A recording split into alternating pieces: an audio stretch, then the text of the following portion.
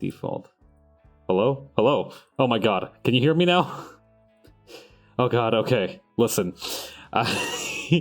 Okay. Okay. I don't know why OBS did not pick up my mic this one single time, but that would have been... Whenever there's like audio technical issues, I get really stressed out because I know that I can't type and think about this stuff at the same time. Anyway. My name is Pabs. I'm a rising VTuber and an artist, and today we're going to be working on some meme art. Also, I'm going to be trying eggnog for this first time. Alright. Let's head over to the working screen first of all. There we go. Yeah, eggnog. I've never had eggnog before. I've toyed with the idea. I've considered having eggnog before, but I've never actually tried it. Like, I've never had it. Me neither. Hope you like it. Yeah, I hope so too. Like, this could easily be one of the worst things I've ever drank. From what I understand, it's supposed to be like egg. It's like very like it's like custard or something. I'm not sure. I don't know. Anyway.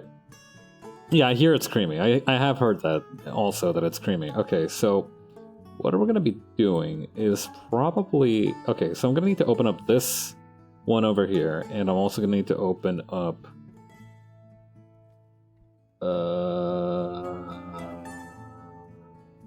this thing right here.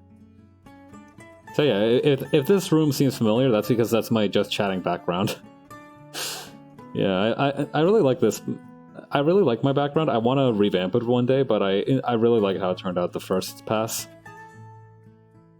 Yeah, my bedded room. Yeah. It is loosely based on the, or office. Yeah, I guess it could be either. Yeah. Merge visible layers.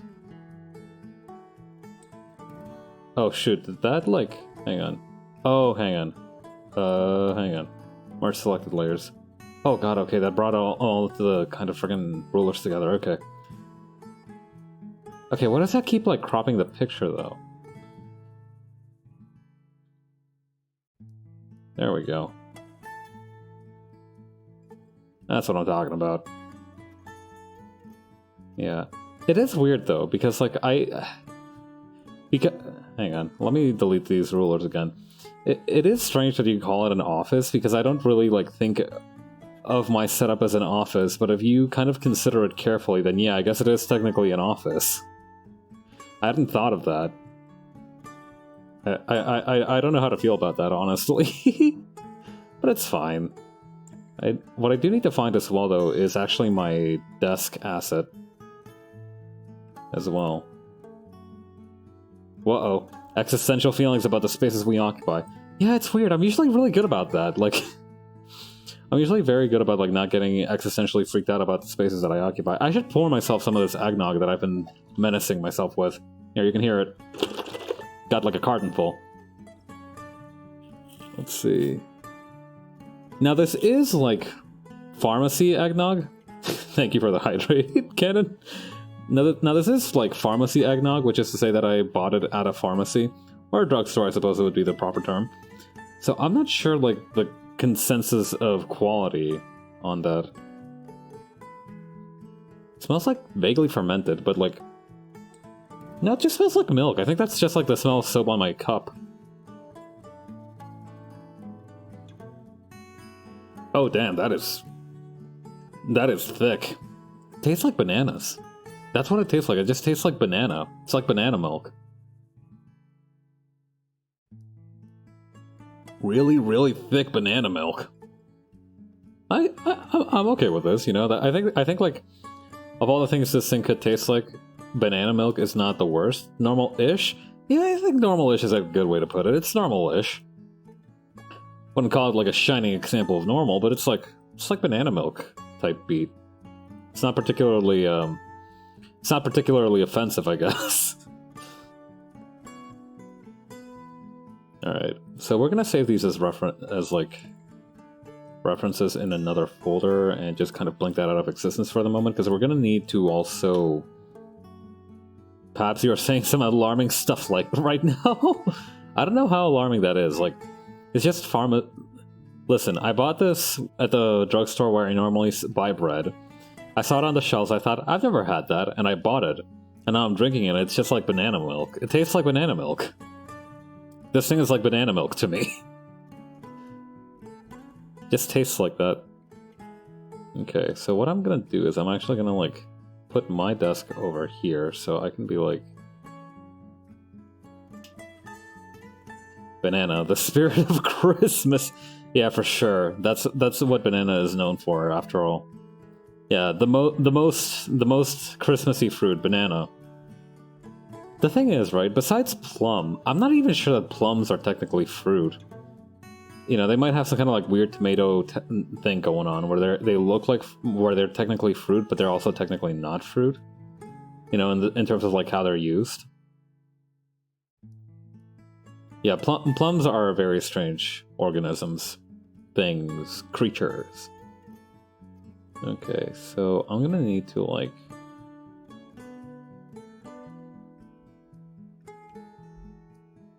put this around here.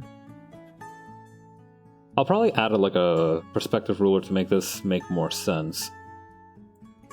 You know, in terms of like lines and everything. But what I essentially want to do is I want to have the cupboard like around where this place is. I don't know that's a cupboard, that's a cabinet. It's a file cabinet of some sort. Yeah, el cajón del nunca jamás. Oh, summon a rice feast? You got it. I've been thinking about adding a hotkey because I still have... Yeah, I still have the one that like adds the section chief sash and everything. There we go. There we go. Chief super... Hang on, what if like... Hang on. Hey Vex, been a while. Hang on, I'm just gonna do a real quick switcheroo here. I've got a neat idea for what we can do. There we go. I shall dub you the Rice Beastzilla. Okay. But yeah, writing the Rice Beast, yeah. Yeah, Rice Beast owns this channel now, I'm afraid. Yeah, it took it from me in a hostile takeover, but in exchange I get to write on its head like a little goblin, like a little night goblin. So I feel like this is a fair trade-off, honestly. It's a Rice Beast world and we all live in it. Yeah, precisely. Balance is all things. Yeah. It's fair and equitable trade. That's what the market is built on. You know, it's like when you play Monopoly with your family, you know, somebody offers you Park Lane and $200 for like for the fourth railroad they need. You cop to that. It's Park Lane. Or Park Boardwalk. I think that's the one that it's called, not Park Lane. Is Park Lane in Monopoly? I don't remember what the Monopoly properties are based off of. It's been a while since I played Monopoly. The other time, rich people problems are all the same. Yeah. I got 99 rice feasts and 0 fucking money. The situation is dire.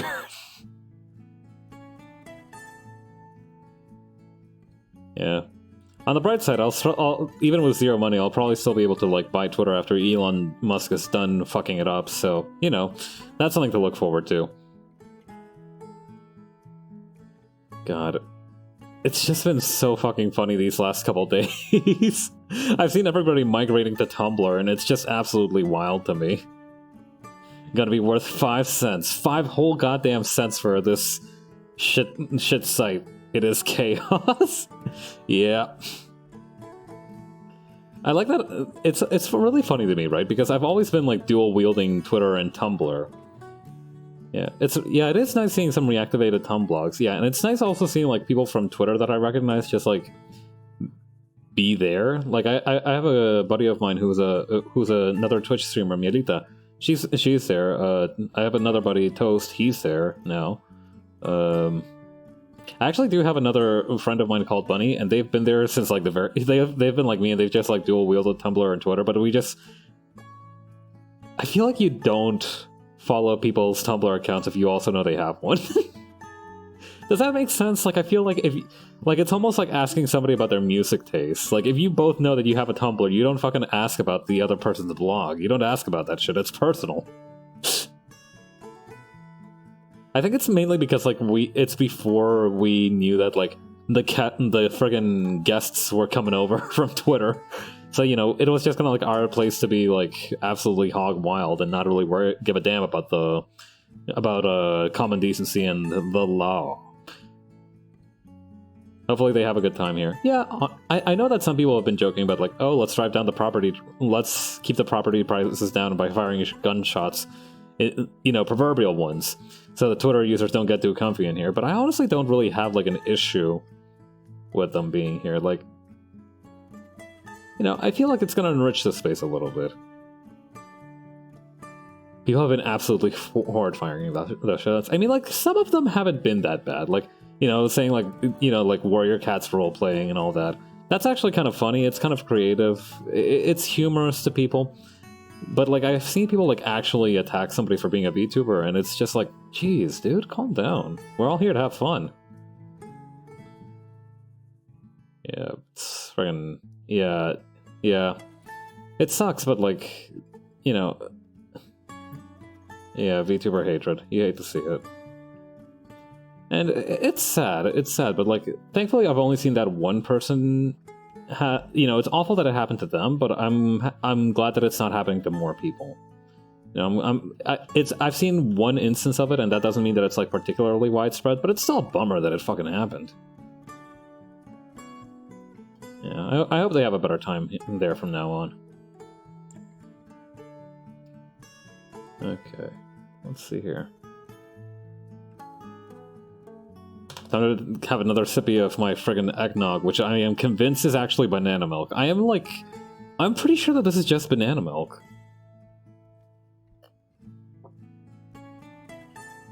Not in that, like, somebody mistakenly labeled at the milk factory a carton of eggnog as a carton of banana milk. Or vice versa, some idiot is out there drinking my eggnog while I'm drinking their banana milk. Yeah. Here's a spicy new haters. I said haters. Enemies to lovers. Haters to lovers. Yeah, the old milk switcheroo. The most devious of devious tricks. The VTuber directory. It's just people submitting VTubers on Tumblr, which is fun. I need to write that down, actually. And because I am interested in following more people on Tumblr that are VTubers. Yeah. VTuber directory.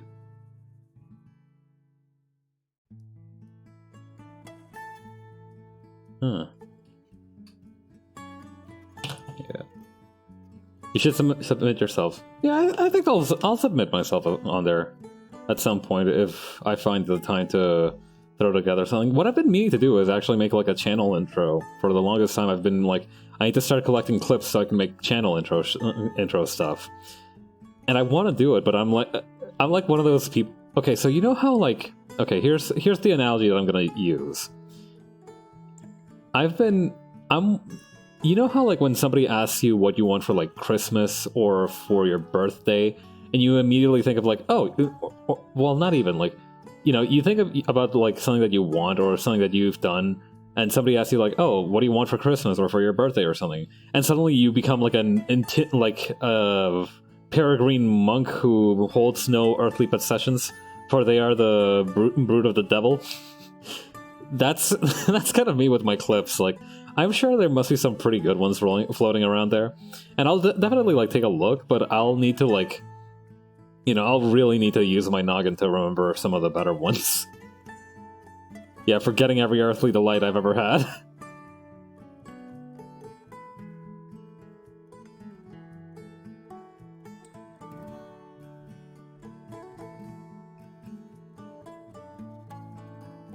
Okay. I think this is pretty good for like an initial tableau. Let's take another sip of banana milk.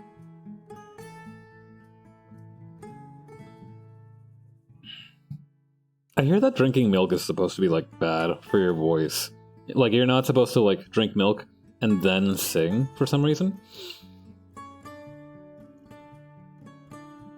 I don't know. I think it's because like milk like, God, this is gonna sound really gross. Yeah, it gunks you up. That's exactly, yeah, Vex has the right of it, that it gunks you up. And while that is like really gross in terms of like terminology, gunk you up. Yeah, don't drink that milk, it'll gunk you up.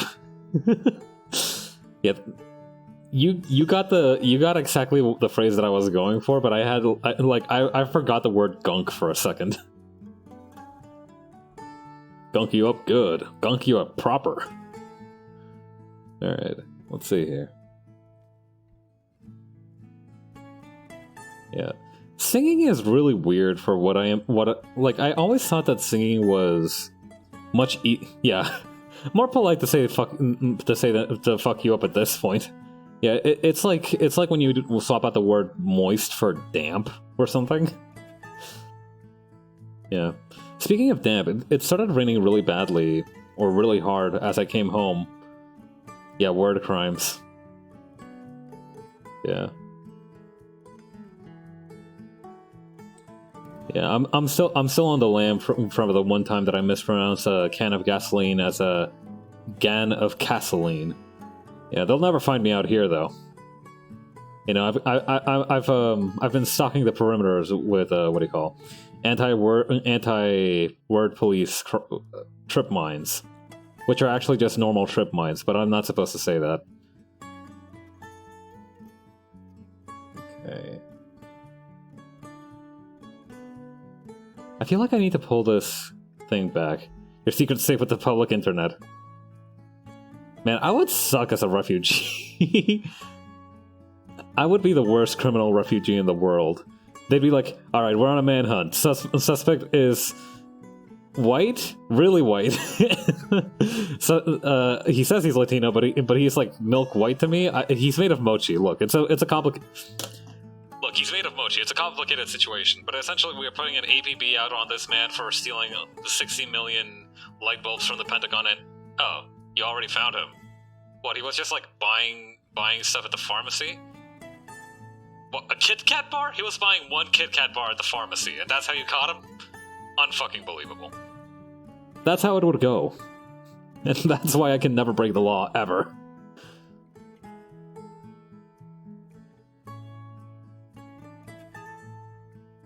Yeah. That reminds me...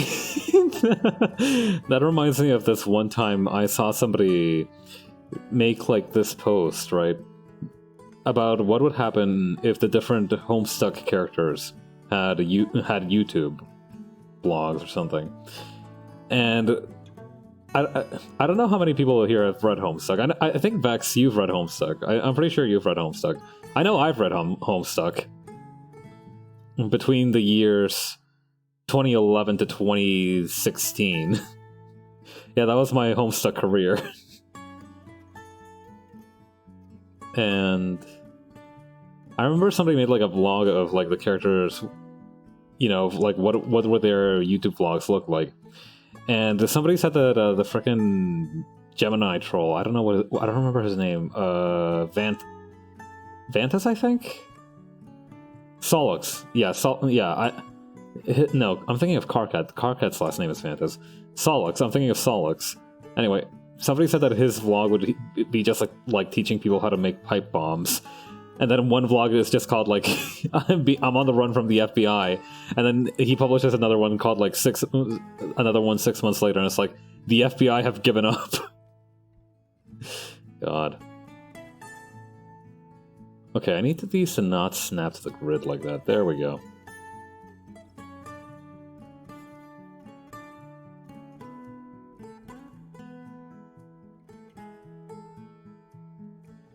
I think I've made a mistake having eggnog as my drink of choice for tonight. Because it's one of those drinks that's like thick enough that it actually makes you thirstier to drink it. Like, it's not a quencher. It's not a quencher type drink.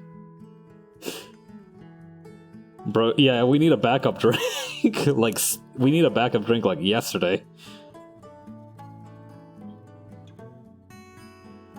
Yeah, the drink's back.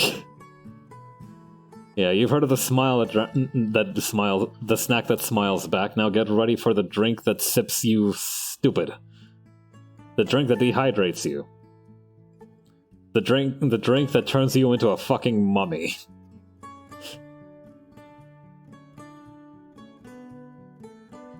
Okay, and then there's like a little bit of a gap between this part and this part. Okay, so what I think I need to do is I need to make the background, since that's never really going to change, and then I need to make the foreground and everything. Just over that. The drink that dehydrates you is alcohol. This is true. Yeah. Luckily, I'm not really an alcohol guy, although, you know, with the eggnog here, I know that people spike their eggnog sometimes. That might be interesting to try out, you know, banana milk type alcoholic beverage. And I know there's like a Korean one that's basically like fermented yogurt that's like very sweet. It's gonna be one of those streams. I mean, I don't know. I don't really like enjoy the idea of like having like an alcohol stream, right? I'm not like I don't know how much of a lightweight or a heavyweight I am, right? I've never like, you know, gone full Super Saiyan on my alcohol tolerance to test my friggin' limits. So I don't think it's a great idea to do that if I don't know like what my upper limit is. Granted, I'd rather not find out the hard way to begin with, but it's just like a bad idea all around to try and do that.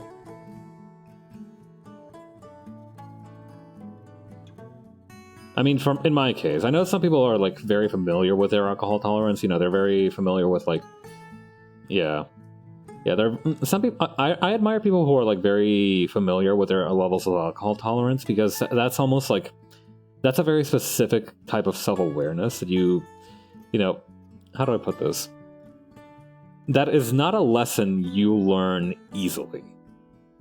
So people who like have their alcohol tolerance down to a science are to be respected and somewhat feared, in my opinion.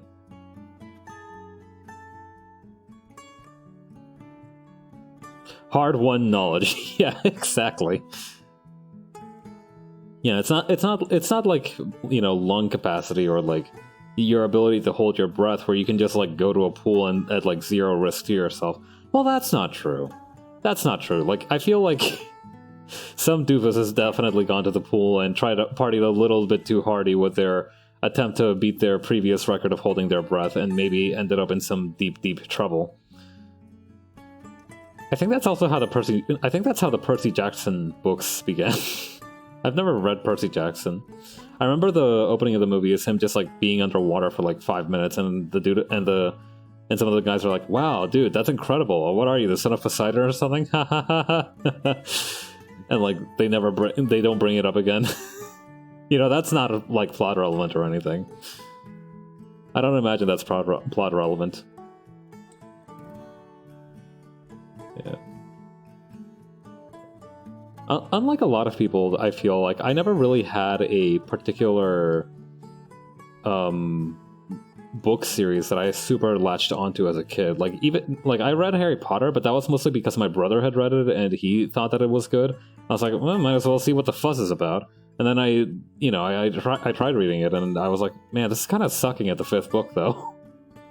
Like at the 4th book, I was already like tapping out.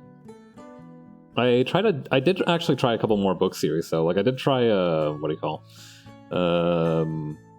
Yeah, I almost always ended up gravitating towards like, you know, one-off books. I think because they weren't written to be like a series, they were much more satisfying to me. You know, I was like, okay, I read this and this is done. I don't need to worry about there being like other books in the series. I don't need to worry about the happy ending. I have read this book. It is completed. It is done. Although a buddy of mine did trick me into reading a book series called The Ranger's Apprentice, which I actually quite enjoyed. Yeah, I never managed to, like, you know, get into Animorphs or, like, Warrior Cats or something like that, though.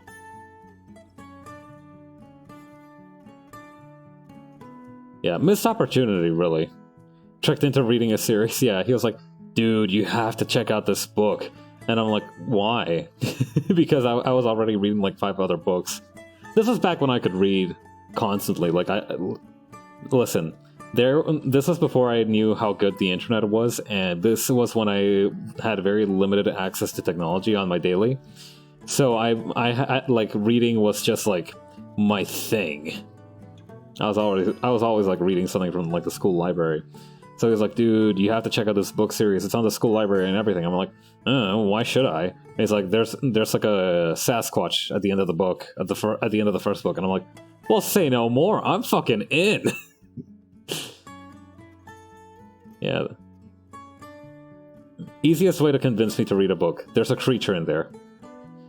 Well, I mean, it's kind of like a Sasquatch. I think it's supposed to be like a very kind of generic mythological, like, you know, it's supposed to be like like a troll or something, but like, you know, for like a mythological type troll, but it's not really, you know, explicitly stated. It's said to be, it's like a snow creature, but it's also like very flammable. That's very plot relevant. The creature is flammable.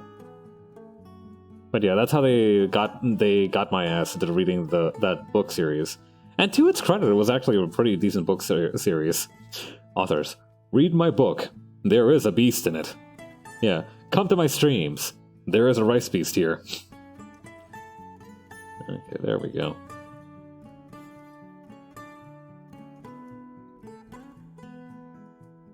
Yeah, that's gonna be the channel trailer. I'm not even gonna be talking at all. I'm just gonna have like a Rice Beast fan cam just rolling for half an hour, and at the end I'm gonna be like there, but like, you remember that bit from Monsters Inc. where like Mike Wazowski was there, but like he was covered up by the logo of the company? That's just gonna be my cameo appearance in my own damn channel trailer. Yeah, Rice Beast fan cam, and then at the end I'm like there, but blurred out so that you can focus on the Rice Beast. Oh god. I need to write that down, actually. That's not a bad idea.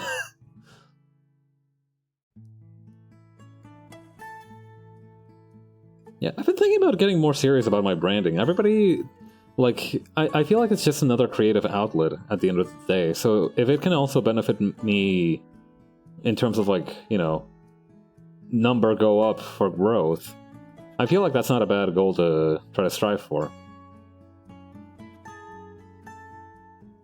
It's always funny. I pick up new things out of nowhere, but only because I'm interested in doing one very specific thing with it. Like, I tried to learn Blender because I wanted to try and make my own 3D model.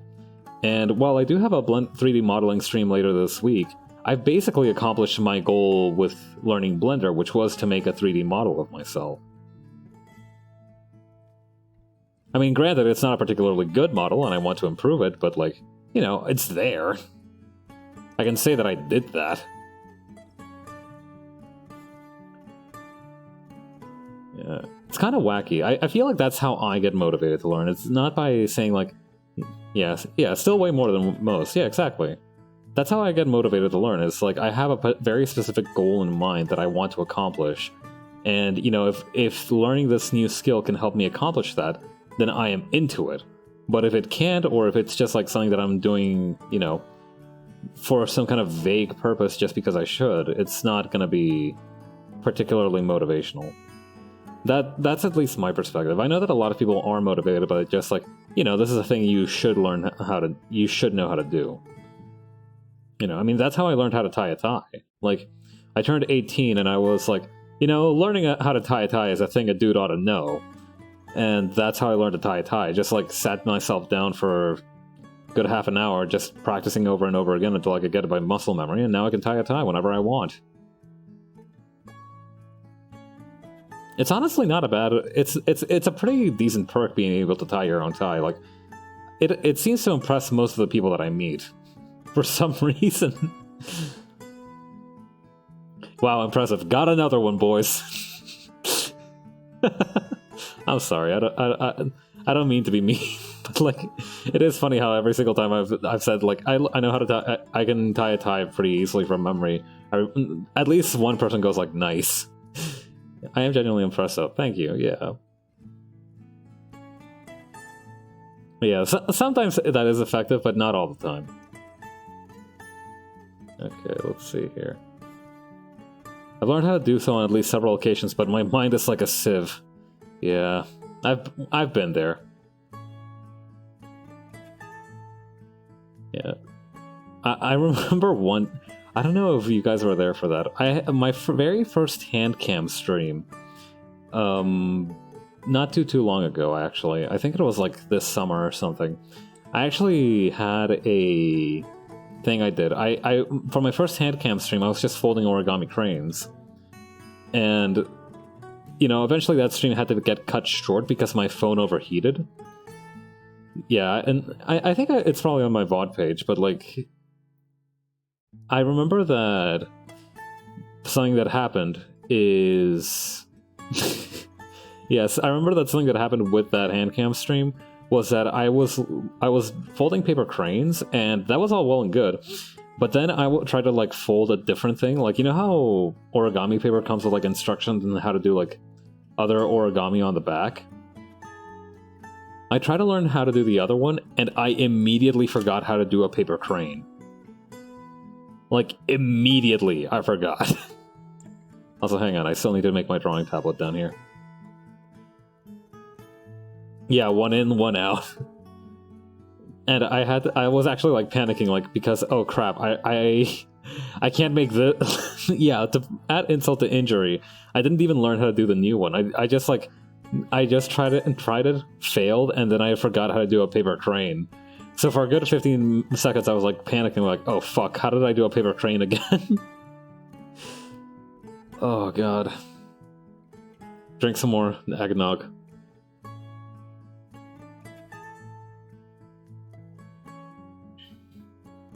But yeah, that was a bit of a struggle. Just an easy bit. Posture check, thank you. Ooh. Okay. What else am I missing from here? Tablet pen and a sheet of paper. Oh, that's fine. I can just like do that once the ruler is out, though. Oh, I can refill. I can top up my eggnog. Nice.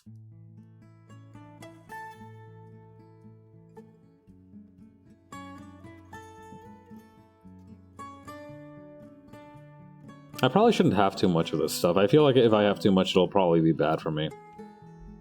But then again, the same can be said of many beverages, so who cares?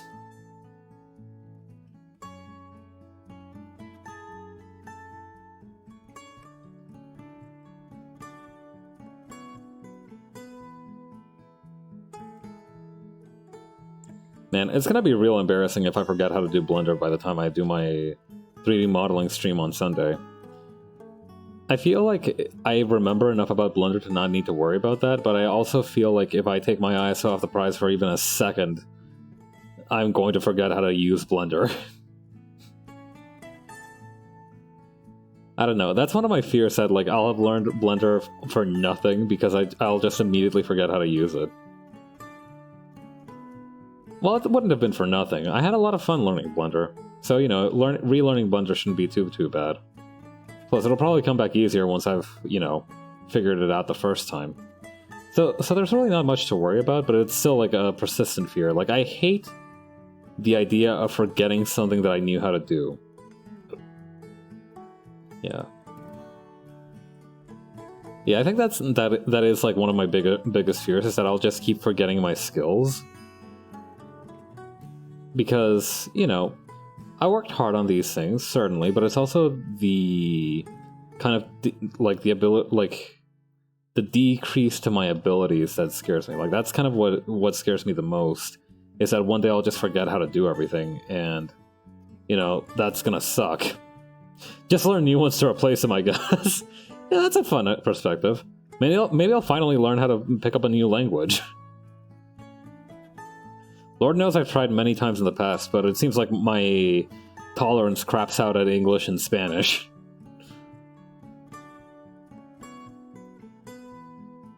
Okay, hang on.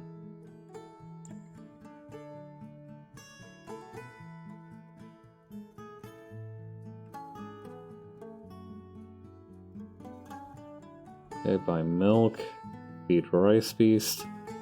What exactly did I have on here? To do feed the rice beast, call the sun.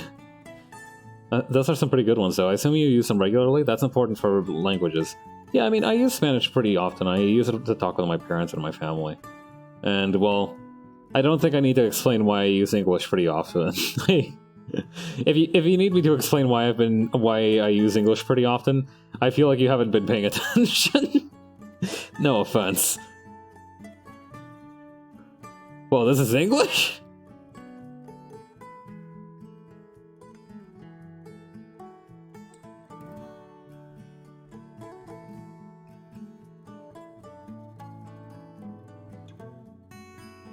Yeah. English is one of those weird languages where if you think about it too hard when you're speaking it, it kind of messes you up a little bit. I know for me, it kind of throws me off my game when I think too hard about English.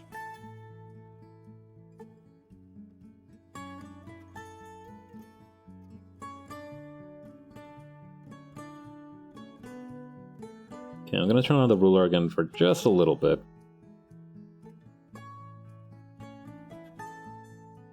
What do you mean? I'd love to hear more. Well, so I think this might be more of a thing that happens to me because I grew up with another language. But I'll be like thinking in English and then translate it to Spanish and then back to English. My parents told me that I speak in English, but because I think to myself in Spanish, sometimes I need to like I think about stuff in English and then I think about it in Spanish and then I translate that back to English, particularly if I'm writing it down.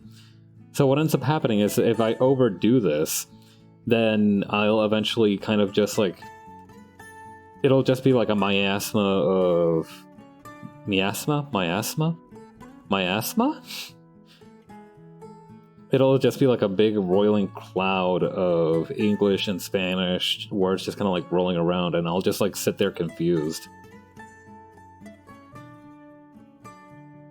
That's kind of like my thing, is that sometimes I'll be like thinking in English and Spanish at the same time, and like sometimes I can very easily dual wield it, but other times it's just not happening. It's not happening.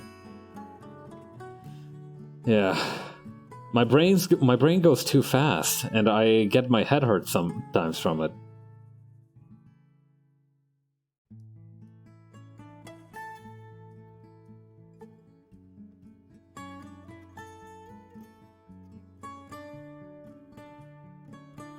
Okay, there we go.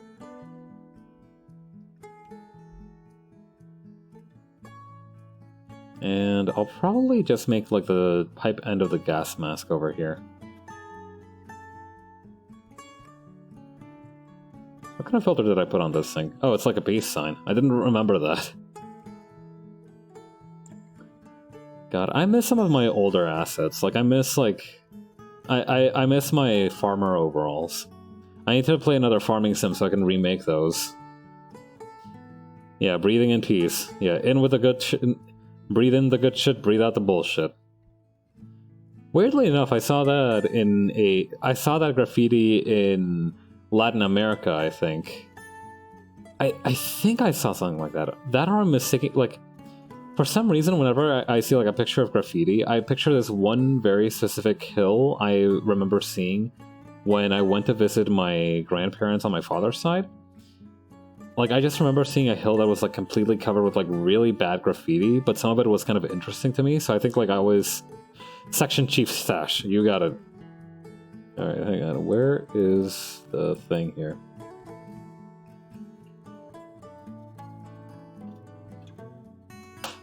There we go.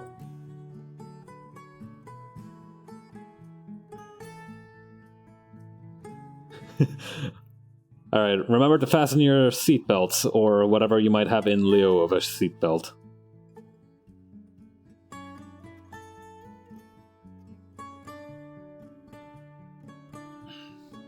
The world's specialist little rider? Yeah. Remember, kids, fasten your seatbelts, eat your vitamins, and stay in school. If you don't have any of those, though, tough luck. You're screwed for life.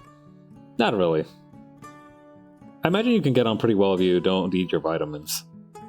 You know, assuming you have a decent diet otherwise. I don't know, how important are vitamins to, like... You know, obviously your children should get vitamins in their nutrition, but I mean, like, the pill-based vitamins, multivitamins and such. I wonder how important those are to, like... No vitamins, no school, no sash. Goddamn. Yeah.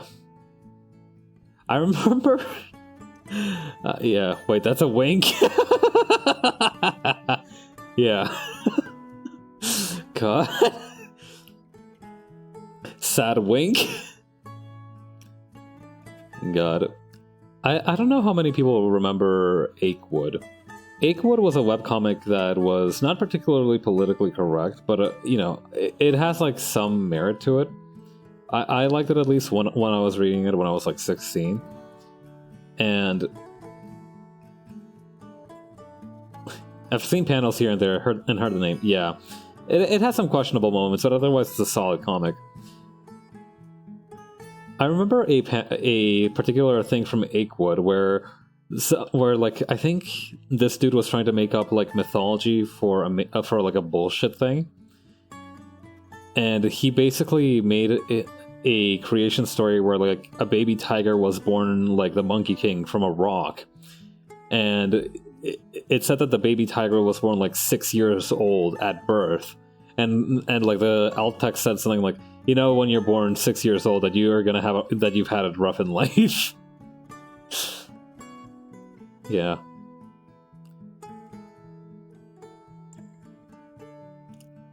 Born 6 years young because I've just had that bad of a life.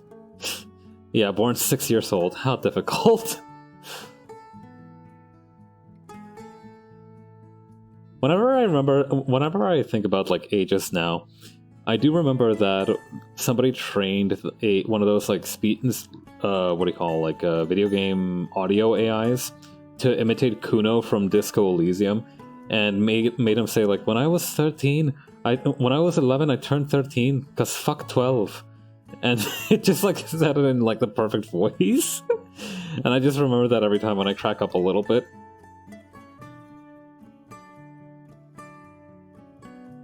Yeah, you've seen that. You've seen that. Oh yeah, heard it. You've heard it. It's really good. Yeah, I really enjoy the Kim Kitsuragi ones as well. They're all very good. Very well made.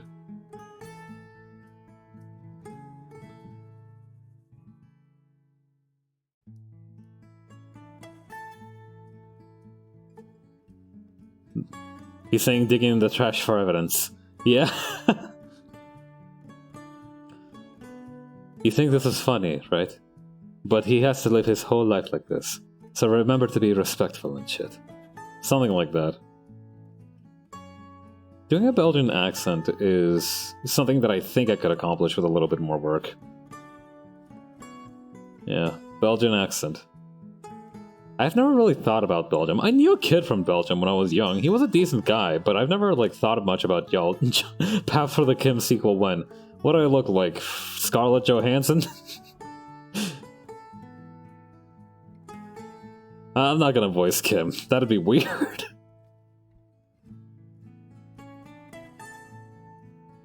Alright, let's see here. Okay, here we go. And then... Thank God I remembered Scarlett Johansson's name in time for that bit, because honestly, there was a 50-50 chance I was about to say Katy Perry. Or Ariana Grande. I am not good with celebrity names. I've mentioned this before. I suck at like knowing what's up with celebrities. As I imagine a lot of people do. Yeah, they all work. Oof. Ain't that the truth? Okay, there we go. It's making me mad how not perfectly curly these glasses are.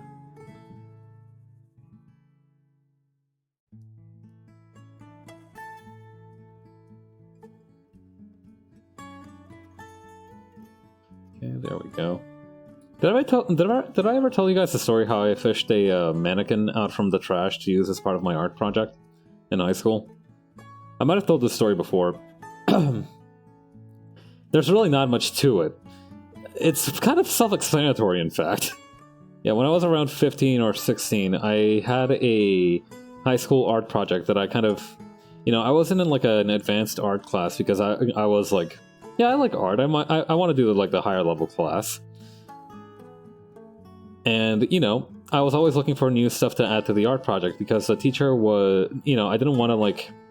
I could have very easily submitted some extremely anime shit to that, and the teacher would have been fine with it because he was cool as hell and we were like buddies.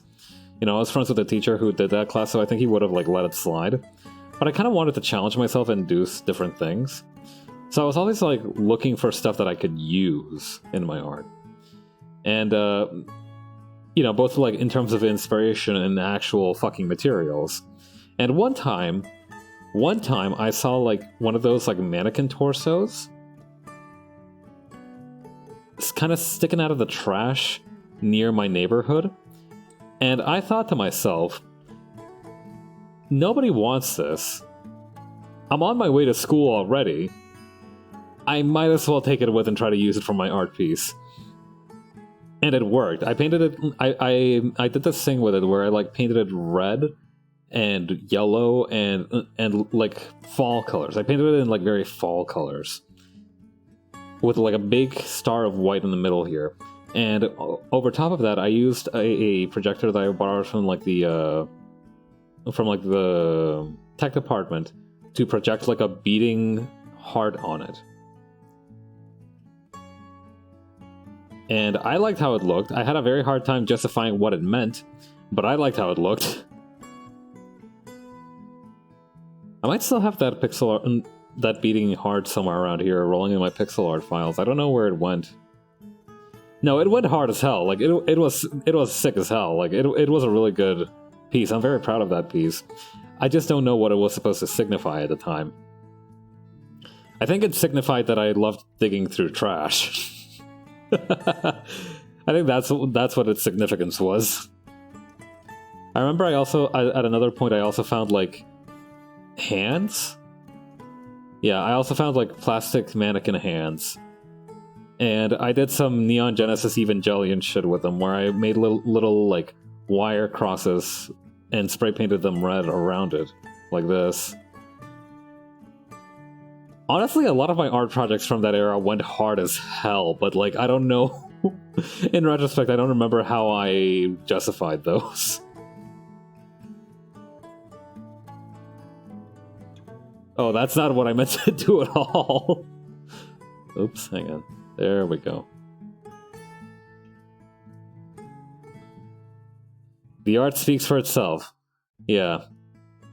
Exactly.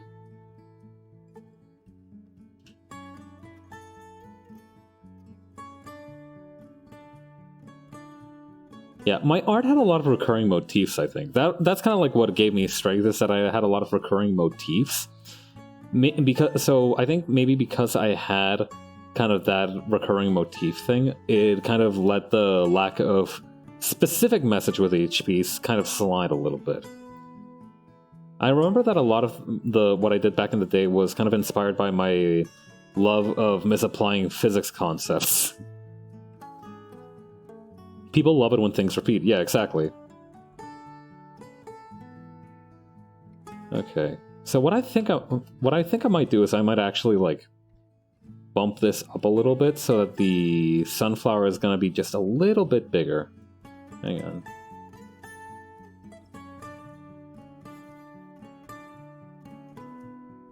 How can I make it so that... Okay, so I want to make it so that the sunflower is kind of in the center here. Okay, I think this might be a slightly better fit for what I'm going for.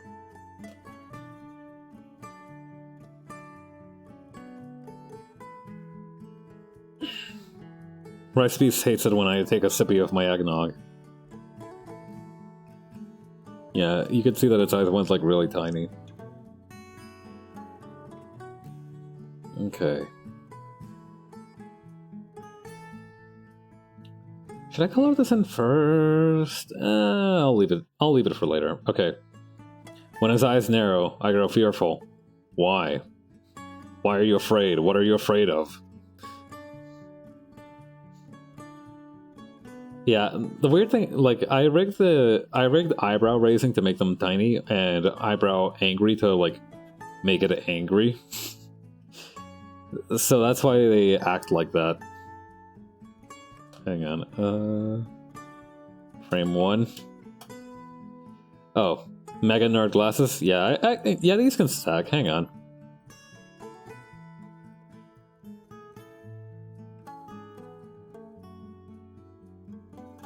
Okay. Hang on. I'm so tiny that it's actually kind of making it difficult to put on the props. There we go. look like frog eyes. Alright, alright. Okay.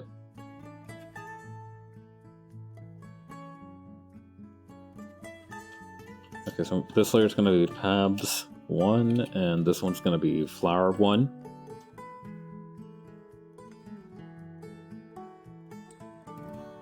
Okay. So yeah, the good news is as well that the flowers kind of, what do you call? Posture? Posture might not be the right word. The flower's frame won't change too much from frame 1 to frame 2. At least the pot won't.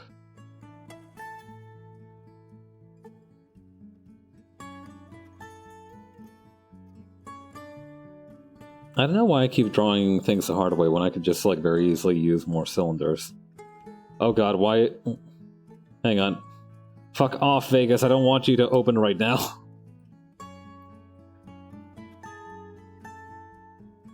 I think I might have accidentally hit to open Sony Vegas instead of, what do you call?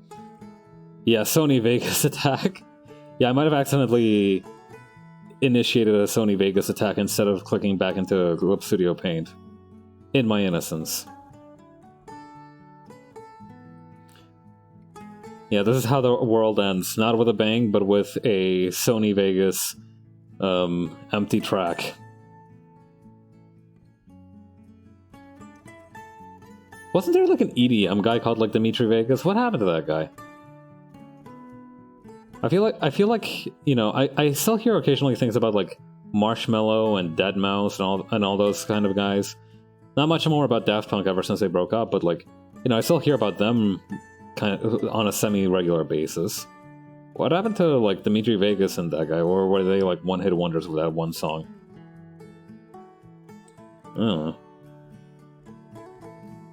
I like EDM. The thing is, I like EDM, but I don't like any one particular artist except for like Searle. Like, I don't have like one EDM artist that is my go-to jam. Like, I like Camellia and I like Searle. I have dudes that I know whose stuff I like, but I don't like follow them. You know, I don't like, you know, go like, yeah, I'm like a very all-arounder kind of EDM fan. So what ends up happening is that I'll just like hear about like one group broke up and I'm like, didn't even know you guys were back together. Yeah, we're breaking up after we got our comeback tour in 2022. I'm like, I didn't even know you guys were still a thing.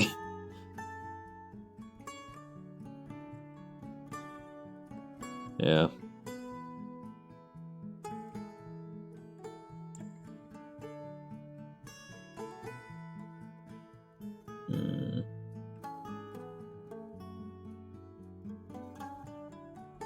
Okay, I'm gonna grab this part right here, and I'm actually gonna lower it just a bit. Or the... No, I'd have to actually make it a little bit higher. And then I would, like, put dirt around it. Like so. I don't know, are you supposed to, like, fill the dirt in a flower pot, like, all the way to the brim? Is that a bad thing? I'm too much of a plant killer to really, like, know. Yeah. I don't like to, like, label somebody, you know, I don't like to label anybody or myself as somebody who's just, like, bad at something, right? You know, everybody has room to improve. It's not good to, like, shoehorn people into, like, oh, you're bad at this, or oh, you're good at this, you know, because, like, you know, they might find joy in it in some reason. However, I do recognize that there is a distressingly strong body of evidence to suggest that I am just, like, a lifelong plant killer. Yeah.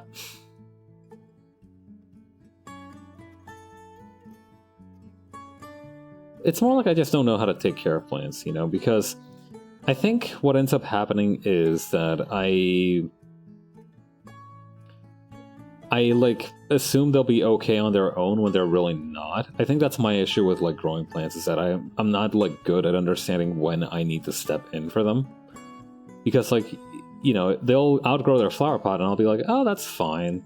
You know, they have their flower pot, I'm not watering it too much, it'll be fine.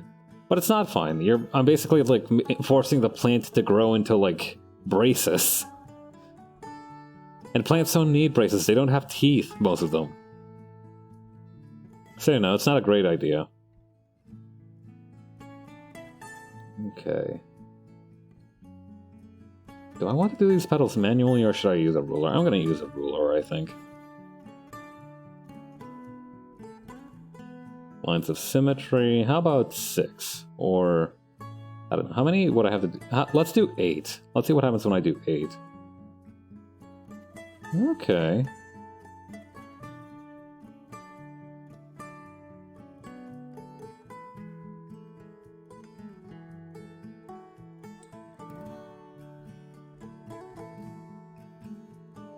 There we go.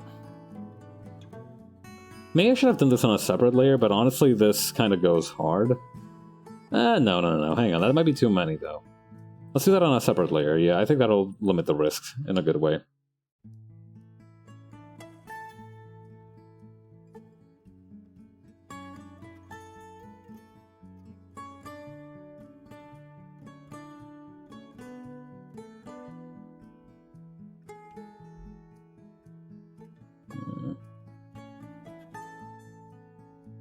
Oh yeah, I read that apparently Steve Jobs' Birkenstocks.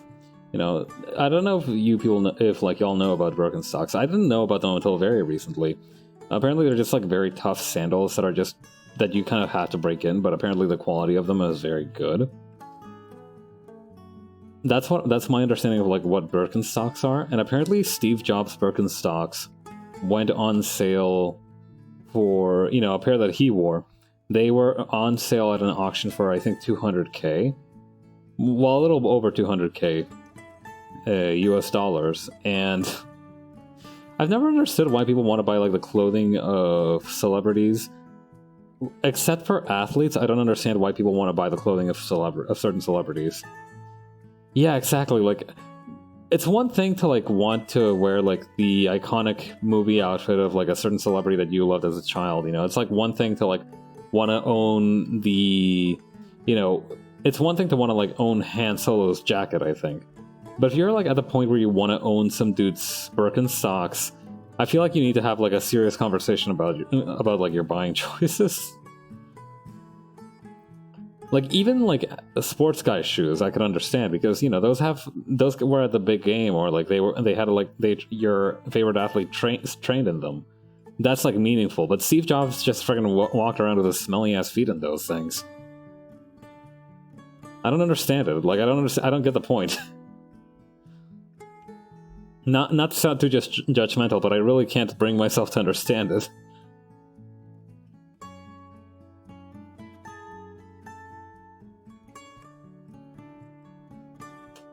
Okay. But yeah.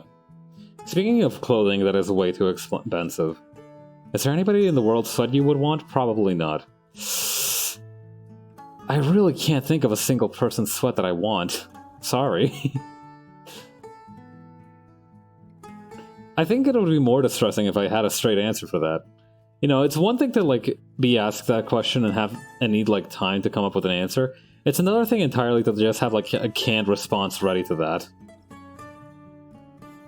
You seem like a normal rice bag. I'm a normal young man with inoffensive interests and hobbies. I'm the most normal guy on Earth. Yeah, I mean, the normal answer is no one, but, like, you know, I feel like I would respect it if somebody, you know, was asked on the spot, whose sweat would you want? You know, is there somebody's sweat that you want? Most normal word goes to Pabzard. Congratulations. Thank you. I'd like to personally thank my haters in all of this. I didn't think I would ever make it either, so thank you for being on the same page as me, even though you were wrong. Okay, anyway. So, I would respect if somebody had if pressed to answer, if somebody had an answer to the question, whose sweat would you want? I feel like I could respect that if you had like a response that you had to think of on the spot. Not only because that shows a little bit of ingenuity, but it also shows that it, like, you know, it's like, I don't know why, like, there's something weirdly respectable about that, just having an answer to that question that you came up with on the spot. Now, what would freak me the fuck out if they had like an answer that they had obviously been contemplating for a long, long time, just ready to hit you with. That's when I would start getting worried.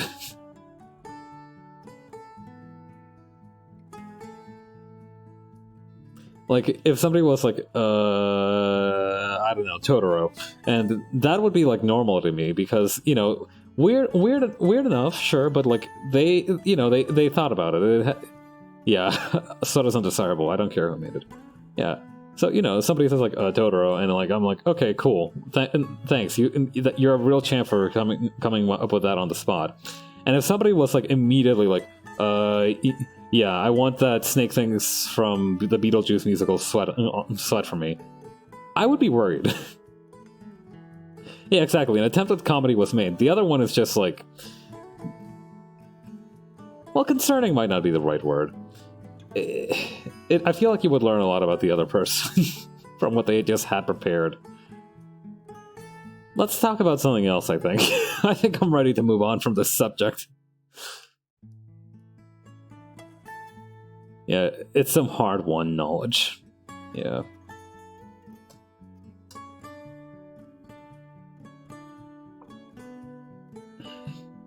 Speaking of absurdly overpriced clothing, Microsoft is apparently releasing a sweater. Yeah, you were talking about expensive clothing. That's because I know that Microsoft is apparently releasing a sweater that has Clippy... You guys remember Clippy, right? That weird mascot thing that tried to, like, tell you what to do in Word even though you knew more than it did? Yeah, that Clippy. They released a Christmas sweater with a Clippy design on it. And it's not bad, but it does cost like $80. Yeah, they're trying to capitalize on Clippy at a fresh $80. Yeah. Well, I don't know. I feel like Clippy could make a comeback. I could see myself rooting for Clippy for comeback mascot of the decade. You know, they have that theory, right, of the 20-year cycle. Every 20 years, you know, things that were unpopular will become popular again. So, you know, friggin' Clippy might make a comeback. You can't know. With the way that this world is going, you can't know for sure that Clippy won't make a comeback.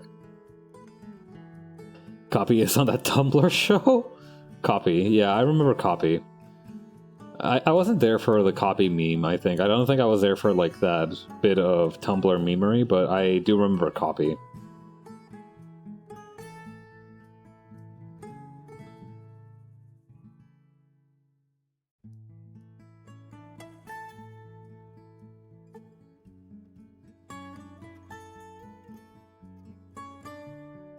But yeah, I feel like Clippy could definitely make like a comeback mascot. A Tumblr show. Who's interested in this? I mean, there was like that whole bit about like there being a Tumblr university, right? There was like a time in space and society when Tumblr was like a really huge thing. I listened to this podcast, right? I listened to this podcast called Dirty Old Ladies. And believe it or not, it's not about what the name of it is. Like, it's about these women that talk about their career in comics. And what they mentioned is that in comics, a lot of the times you'll have this situation where this new publisher, this new firm, this new like thing appears, and suddenly it's like the toast of the town. It's like the hottest shit. It's like the hottest thing imaginable. And everybody's like, oh man, this thing is way too big to fail, and like surely this is just like the new thing forever. And then, you know, a couple of years go by, and it just like sinks to the ground, never to be seen again. It's actually very rare that at least in comics from what I can tell, but I think this could apply to a lot of other things too, that something just remains perpetually relevant.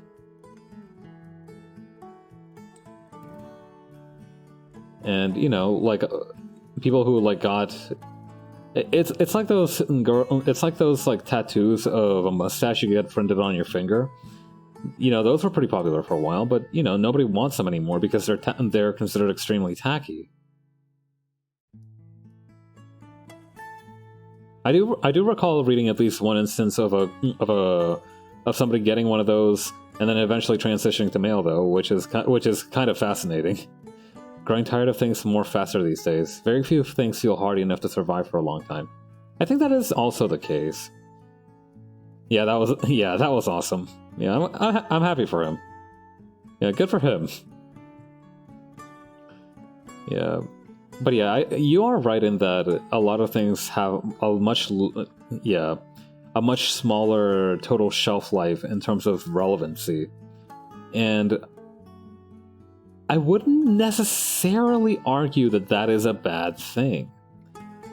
If nothing is relevant for particularly long, then that just gives new and other ideas, maybe interesting ideas, that deserve a chance to be in the spotlight, to kind of shine on through for a little bit. And I think that's a good thing. You know,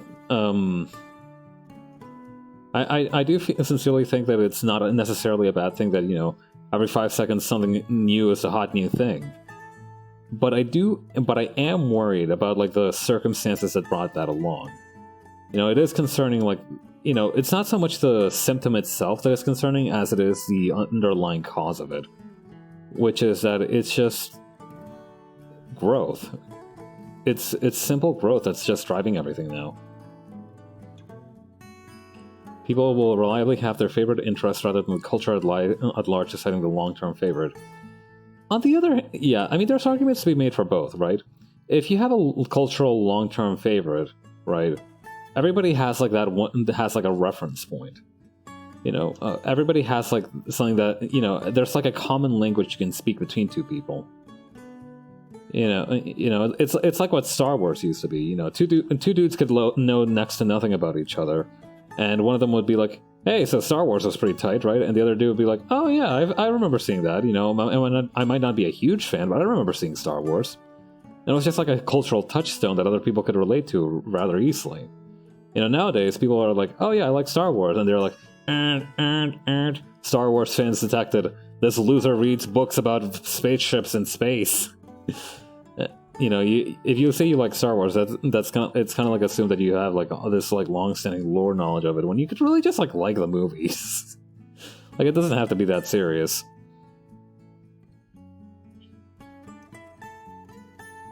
Honestly, I think that is, yeah, casual loves. We do need to bring back casual loves. I feel like, well, no, I think right now loves are maybe a little too casual.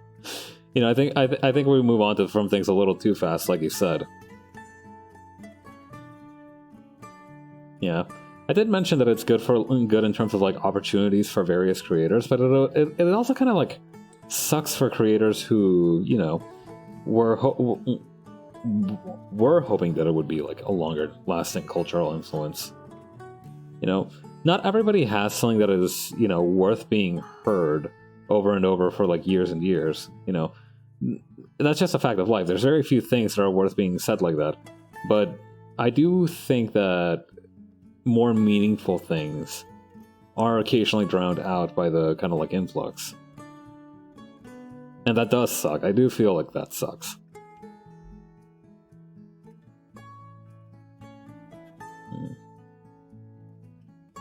Yeah, you could hem and haw over this over and over. Like, there's like I said, there's arguments to be made for both, you know, scenarios. You know, it's good that, on the one hand, it's good that, you know, a lot of people are producing stuff that is kind of going over and over very quickly, because, you know, if you're looking for something, you're going to find it eventually, and that'll let people really connect with your work.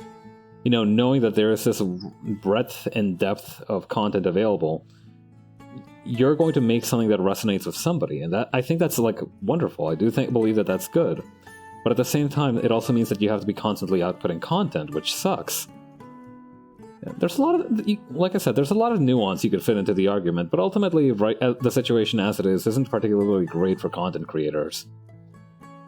One of the facts of which is that we're calling them content creators instead of, like, maybe artists or something. Which, you know, fair. Not everything is technically, you know, not everything is technically considered, you know, art. You know, because when you say art, you might think of, like, visual art. Like, that's what I think most people's minds go to when you hear the word art, is visual art. Or, you know, drama, theater. Comes down to a matter of survivability. If people were able to reliably survive, then it wouldn't matter how much they produce. Yeah. I don't know. It's all like I said. It's always like this and that and this and that. I for one don't have the answer. I don't think anybody does at this moment, and that's fine as well. Like I think it can eventually sort itself out. You know, it'll reach an equilibrium at one point. Maybe not a particularly good equilibrium, but that just means that it'll create a new equilibrium once somebody decides to make a change. Or if somebody decides to make a change. But yeah, you're right. If people had like more reliable means of survival, they'd be producing much more. I mean, like I remember I used to do like reliably 4 or 5 streams a week, and now I do maybe 3 a week.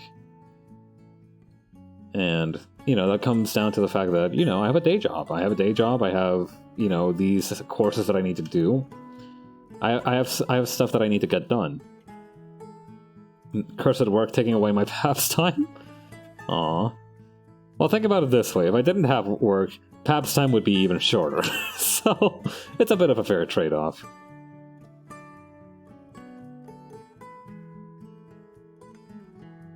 You know, you'd have much higher pastime for a much shorter overall period.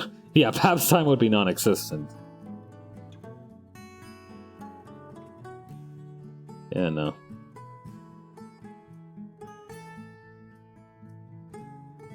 In the end, we're all working hard to survive, I think. And I do believe that it's admirable. Everybody works hard to survive as a thing. Like, you know, life is just a general struggle. The fact of the matter is that life really is just kind of a general struggle. So if you're kind of like just doing your best out there, you know, just kind of even trying to get from day to day, you're still working hard to get by. You're still trying to get by, period. And I do think that's admirable. Okay, there. We need back the G-pen here.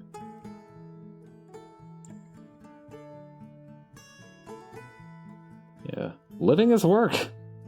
It's a bummer, but it's the truth. But you know, the thing about work is that sometimes it really is just worth it.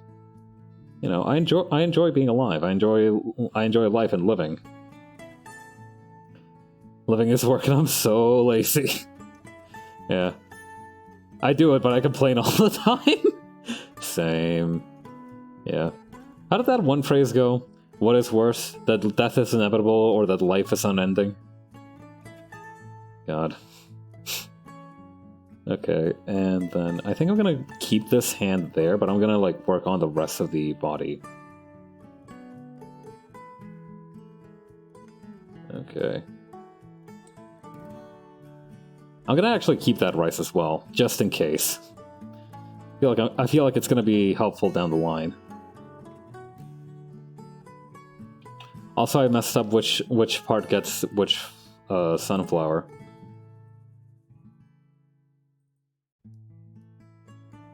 Frame 1, and I'm gonna call this frame 2.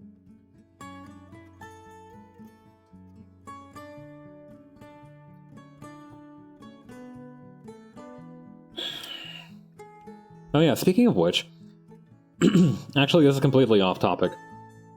Actually no, life is beautiful, so it is completely on topic. Apparently the Arecibo message turned 48 today.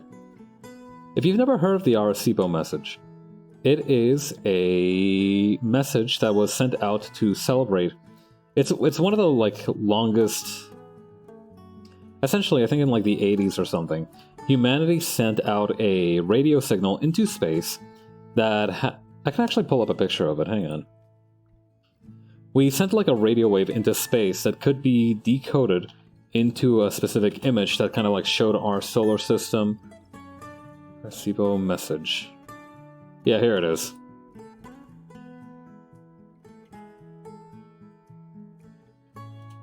Yeah, it's from 1974.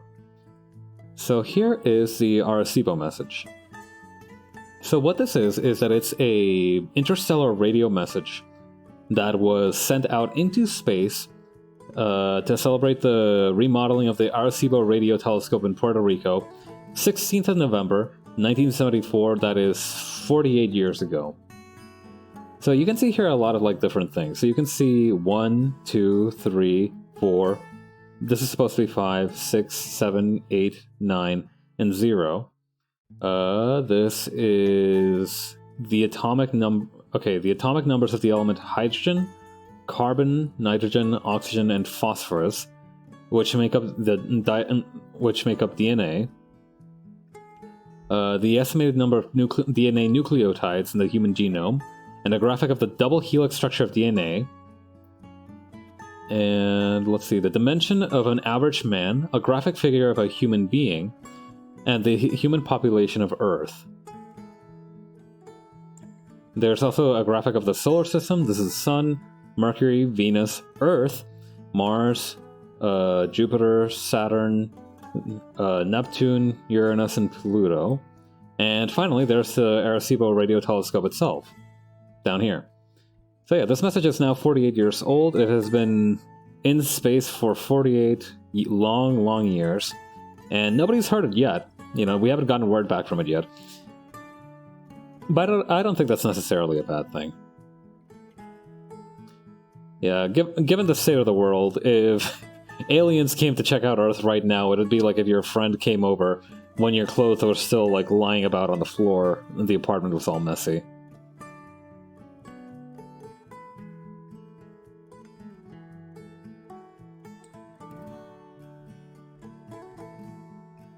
Yeah, we gotta clean up. Okay, quick, everybody hide stuff under the rug.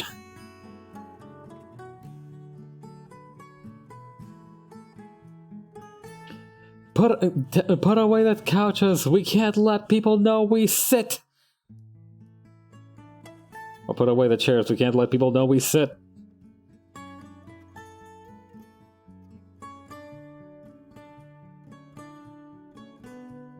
Yeah, that might be real for aliens.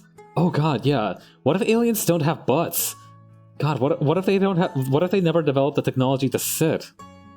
I don't know what kind of discussions we would have. Like, they would be all like, Why are you leaning against that particular piece of wood? Oh, what the fuck are those knees? What the fuck? What the fuck? What the fuck?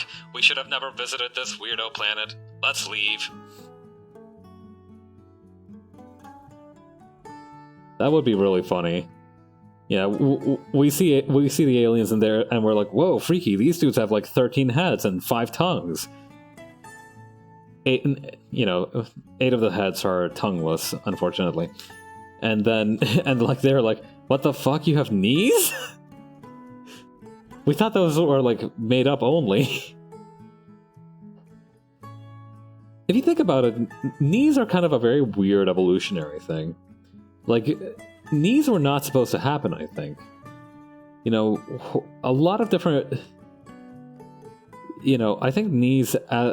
we weren't supposed to walk upright. An urban legend, a galactic urban legend. Yeah, I think knees technically weren't supposed to happen, all things considered. Because, like, we were meant to, like, walk quadrupedally, right? But we needed to, like, watch over tall grass in case of predators, so we evolved ourselves to be able to, like, stand on our hind legs longer and longer and longer.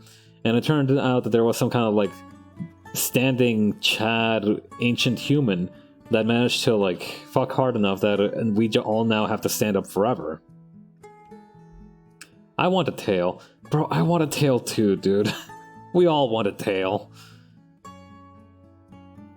Listen, we all want a tail. I know we do. We want a tail. I would like it if I had a tail. You know, I want to be able to pick things up with my tail. I already pick things up with my feet, and that's handy enough. Imagine if I had a tail. I'd be fucking unstoppable. Could you imagine?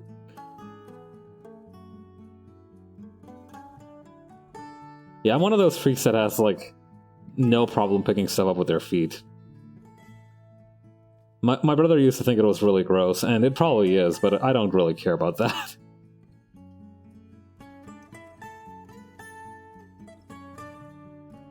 My toes aren't as dexterous, honestly. Yeah. I can do some stuff, but not all. Yeah. I think that's what most people... That's kind of like the level that most people are at. Like, maybe they got a little bit of toe dexterity, but not, like, anything to write home about.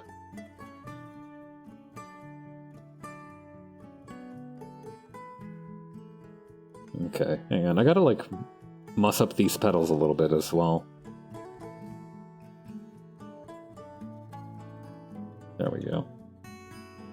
Oop. I turned it bald.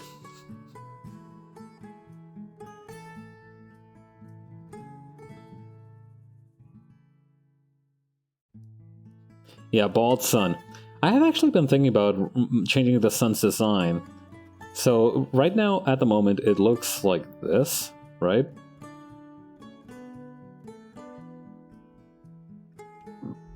But I found out that, like, apparently in, like, shield heraldry and all that, it's much more customary to have 16 to 32 rays. So I've actually been thinking about, like, making it look more like this. So there's 1, 2, 3, 4, 5, 6, 7, 8, and then just little, like, twirly ones in between. So yeah, the hair actually is getting a fresh cut. Yeah, a little bit of a increase in the number of rays it's spitting out. I feel like it just feels more natural that way. It looks better, and it has more meaning to it as well.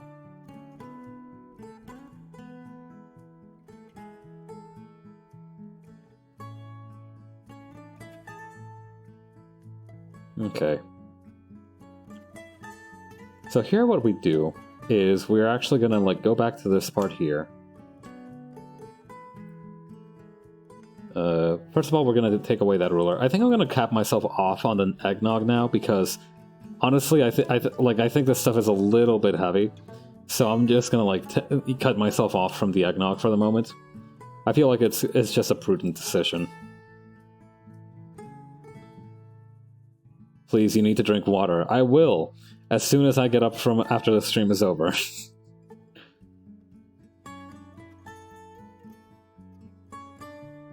Alright, I need to actually flip this around. So hang on.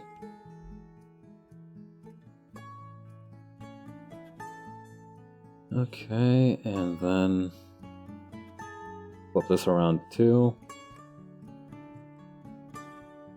Yeah, it's the situation isn't super dire. I can go for a little bit longer without water, I think. I can at least color this much, right?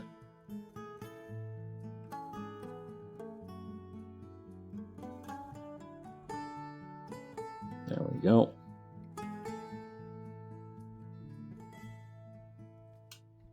Oh yeah. Get this, right? Speaking of like stuff that makes you thirsty, he's so small. I'm used to his looming nature. Yeah. It is a little weird seeing the sun being kind of tiny. Also, you won't be able to see his face from this angle. Alright. Take that out.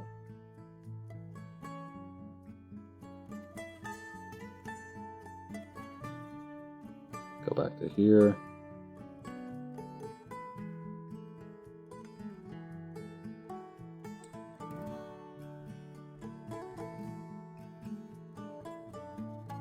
There we go.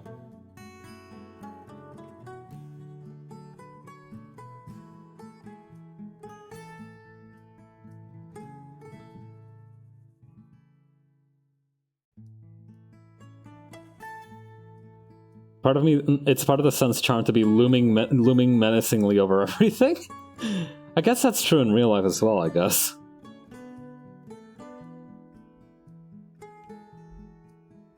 I feel like I should get to walk on the surface of the sun at least once before my life is over. I think that would be fun.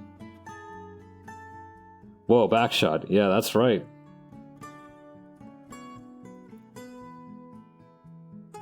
He doesn't let you? How sad.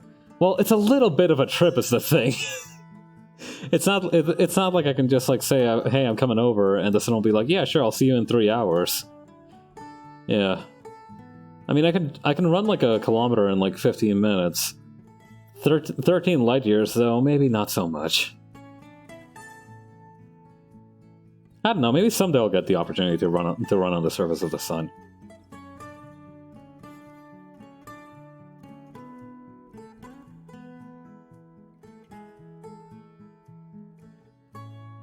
Let's see here. Huh. Apparently this weekend it's supposed to snow at some point. Or, you know, this weekend, whatever. It's supposed to snow at some point, and I'm like... I don't know, for the first time in a long time, I feel weirdly ready for it.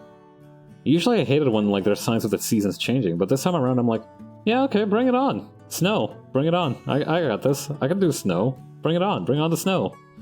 I got this. I'm not scared. Faster than light travel. You just... You need to be real now and not just a sci-fi concept. We got our first big snow today, and thankfully it wasn't too bad. Or at least for me, anyway. Yeah, it does vary by, like, where you're living, I think.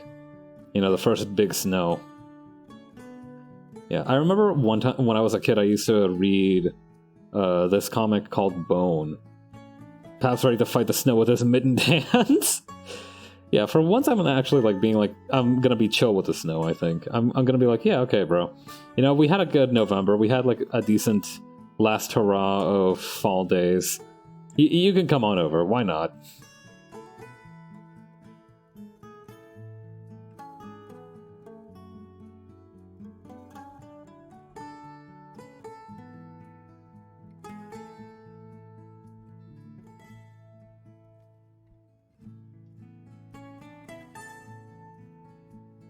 Okay, there we go.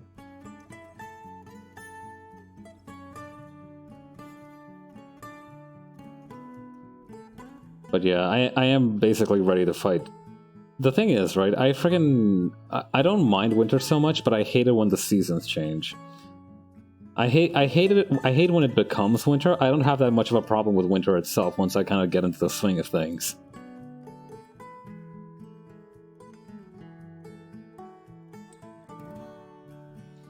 Also, big old sunflower cheeks.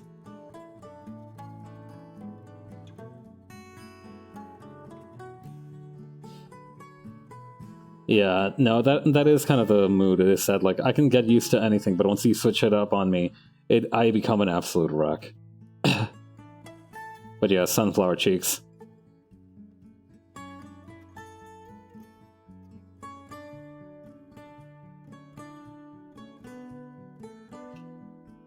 Okay. So now what we need to do is actually going to go back to this first part here and clean up some stuff that we need to clean up.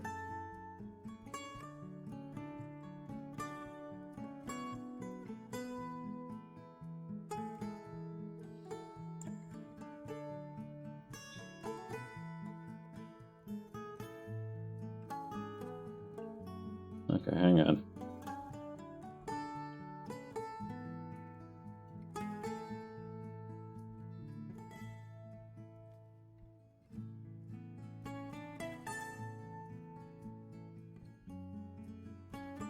Okay, just snip off those little bits there. Oh yeah, anyway, speaking of like stuff that makes you thirstier the more you drink it, apparently Keurig, I think it was like 17 years ago now, or 7 years ago. I think it was probably 17 years, given the way that time is just friggin' flying. Apparently Keurig did do like a test to, you know, Keurig is one of those companies that makes like those quote-unquote smart coffee machines, you know, the ones that like have like little pods instead of like coffee that you brew. And while I can recognize the uses for those, I do kind of hate them with a passion. Yeah, the pods, we got them at work. Yeah, same here. We have a coffee machine. Funnily enough, I overheard that it was actually one of my coworkers who had hatred. Tell me more. Well, listen, hatred is a strong word for what I have, but more like disdain. Disdain might be a more appropriate word for what I have for those little pod coffee machines. I'm not gonna get super into it, right? I have a job to do today. Yeah, I love disdain for big brands. Anyway, yeah, my main beef with the whole things come from the fact that how do I put this? Like, hold up. Okay, kind of color picked like a maniac from this thing.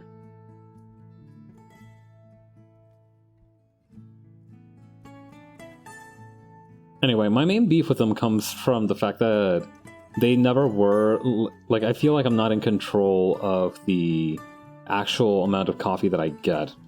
You know, I feel like it's very limiting in terms of just, like, coffee. You know, you have a coffee machine, you can double brew that, you can like add whatever to it. You can caffeine without limits with a normal coffee machine.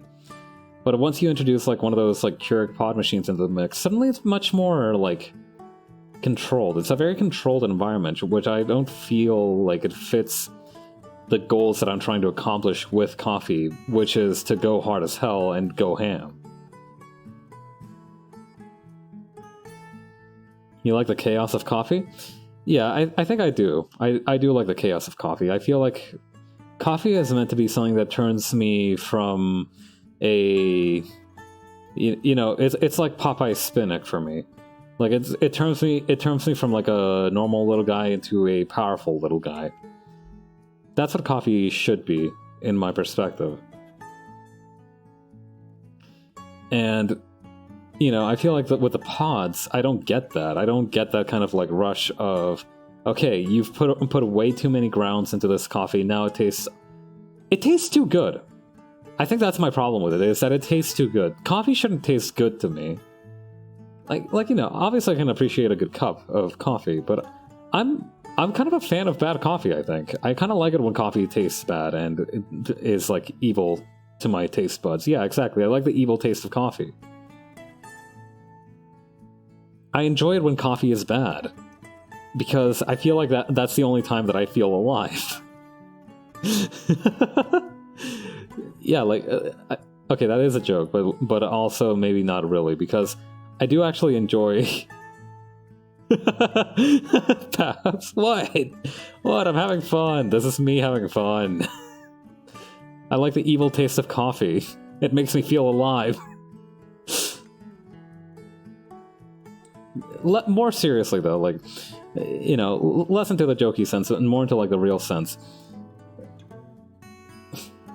Maybe it's just that I've gotten like a caffeine tolerance. I've gotten my caffeine tolerance up, and maybe that's why it's not affecting me as much anymore. But I just feel like it just does not hit the same anymore. Like coffee, it's not like it ever hit hard for me. I'm a man of gravity. I might be short, but I'm dense, right?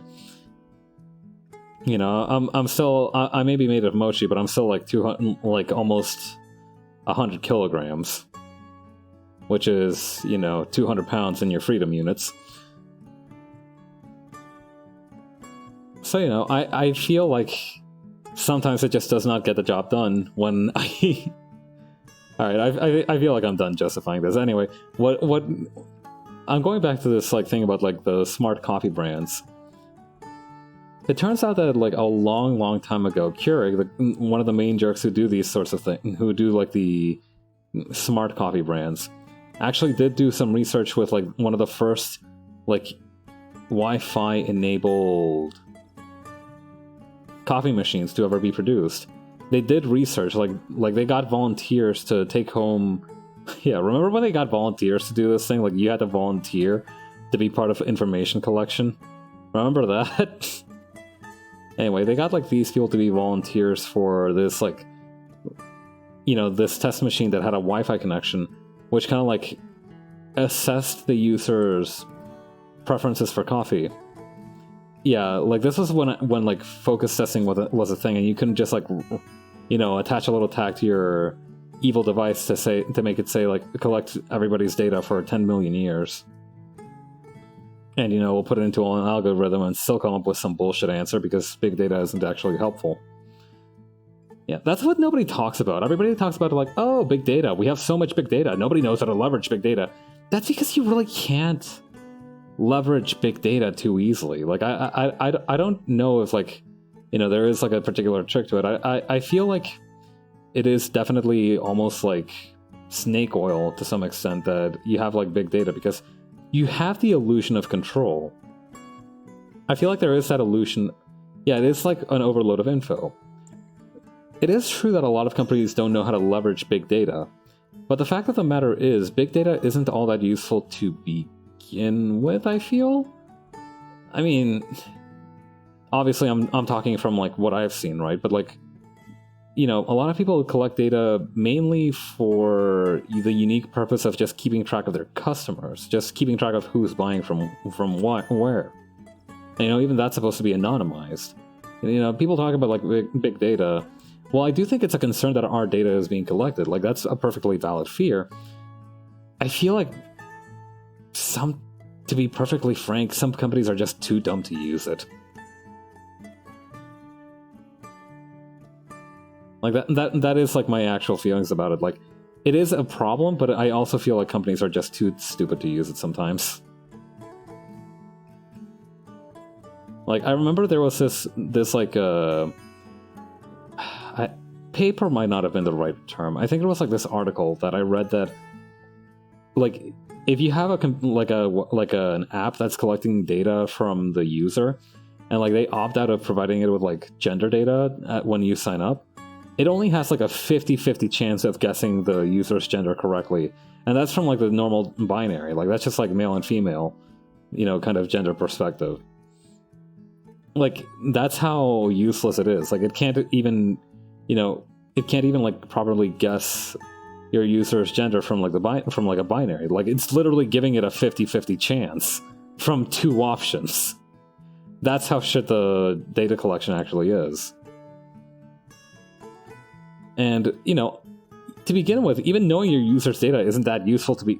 I mean, no. I could see why knowing people's gender would be useful in terms of, like, data, so you could, like, play with the market and all that. But that kind of, like, reiterates my point that you don't really... Like, there's no real use for it sometimes. It's just like snake oil to me. That's my perspective on it from what I have seen, at least. Okay. Anyway, let's overlay some wood texture on this thing. Anyway, yeah, what Keurig found with their stupid little research project was that apparently people just wanted bigger and stronger coffee. Which is kind of like what I was going for as well, which is really funny. I'm like, yeah, no duh.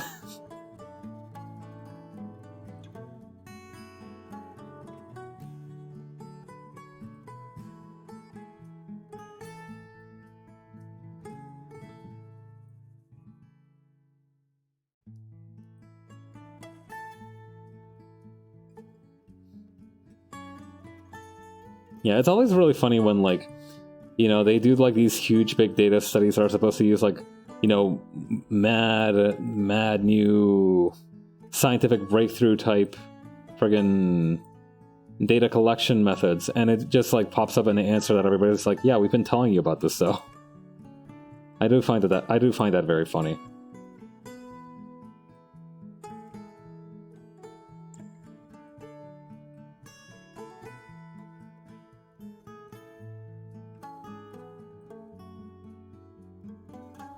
People care about coffee's efficiency, not its taste. I think that, yeah, that is true. I feel like that's, yeah. Because, I talked about this earlier. My workplace also has one of these, like, fancy, pod coffee cups. And it's nice, it gets the job done. It spits out coffee. That's really all you can ask for of a coffee machine. Ooh, I like this color.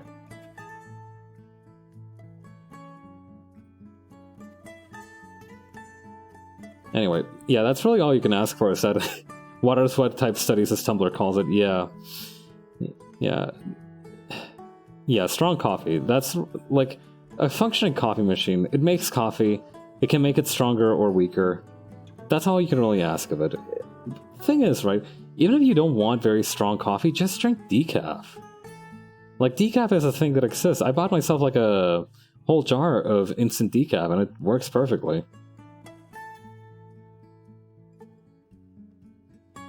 Okay.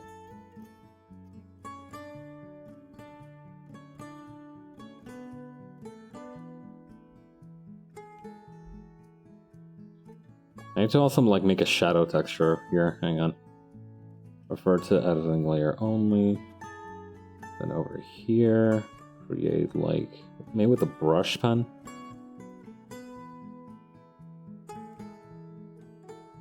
Decaf is so incredible. They took the natural powers of coffee away. That's a very hardcore perspective of it. I just like decaf because I don't like drinking caffeine after 12 o'clock.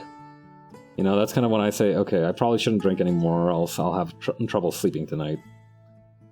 Yeah, I mentioned that I built up a caffeine tolerance, but the fact of the matter is I still get, like... I still get buzzed from coffee. It's just much less of a pleasant buzz now. The smart move, but I love Starbucks in the afternoon. Yeah, I could... Like I said, everybody finds their own solution. I mean, I know a lot of people that just don't like decaf. Not even for, like, you know, me no drink decaf because me strong, strong, strong kind of thing. You know, I feel like that... It's really funny that toxic masculinity is sometimes associated with coffee because, like... like toxic masculinity is... or not even toxic masculinity, but, like, the strength of the coffee you drink is associated with your masculinity, right? Like... You know, people are like, I'll take black coffee like an adult, or like, you know, like a man, or whatever. And it's just like black coffee, man. You probably don't want to drink it black if it's like particularly bad coffee as well. I drink my coffee black because I just like I said, I love it when coffee has that fucked up evil flavor. Yeah, it's whatever, dude. It's coffee, man. Like, don't take it so seriously.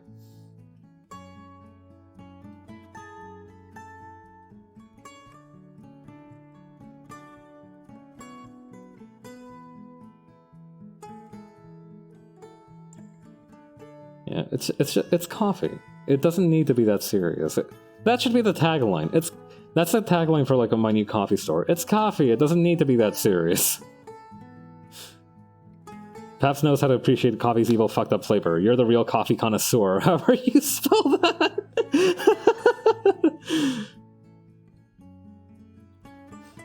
Listen, just spell it however which way you want, and the good Lord will provide. Okay. Okay, let's see here. Oh, I also need to select these areas here.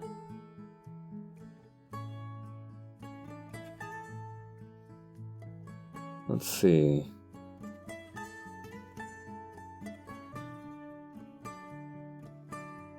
There we go. Very small kind of streak here. Just a very small amount of shadow on the bookshelf, I think. I call it a bookshelf, it's more like a prop shelf.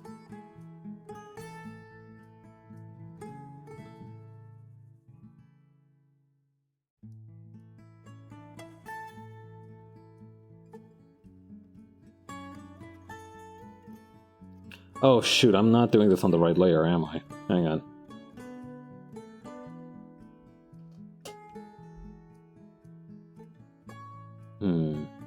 Oh, I've got an idea though. Hang on. Refer to editing layer only. Like these, and these. Delete. Now we can probably work with this.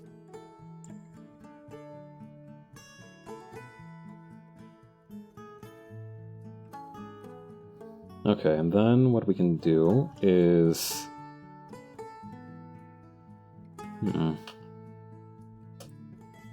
Select color gamut, this one here. Okay. Oh shit, I forgot to take it out of this part here though. Hang on. Tolerance, 97.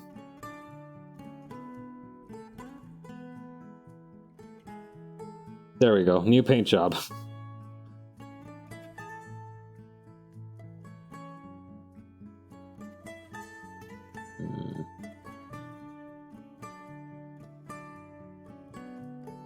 Hardness, increase a little bit of that. Yeah, we just kind of like want to blur this area up here.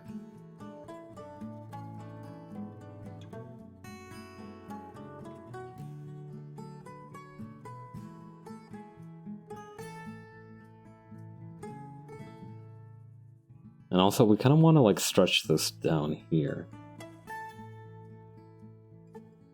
Strength, brush size, increase that.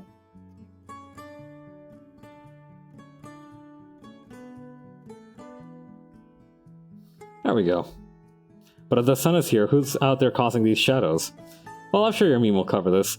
Yeah, for sure. It's absolutely gonna do that. Alright, hang on. I joke a little bit. I have actually been seriously thinking about, like, the lore timeline for my comics. Or, like, for my little meme comics that I do about my Sona. I have actually been giving it some thought about like what order they take place in, and there is an actual reason why the sun is able to be in two places at once. There is going to be a legit reason why the sun can do that. But that's going to be a secret for now.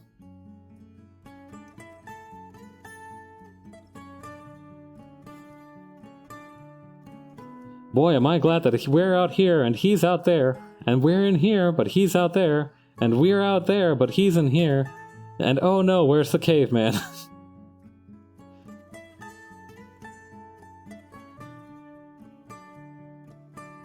God, I need to rewatch that clip so I can like quote it from memory.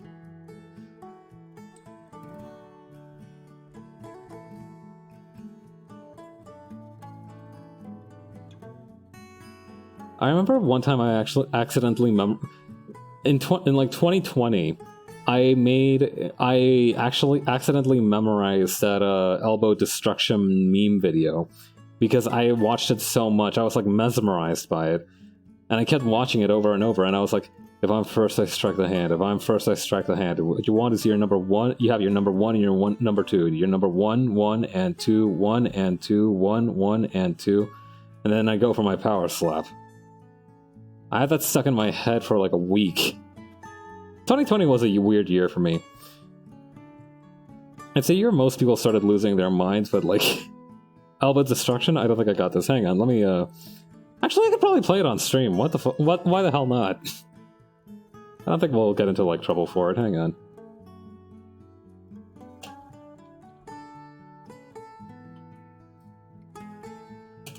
Come, sit by the fireside. Let me show you a classic meme. Alright. 2020 was a year of losing minds. I mean, yeah, sure. Maybe your mind. My mind was strong as fuck. Alright, let's see here. Let's turn off the background music for this one.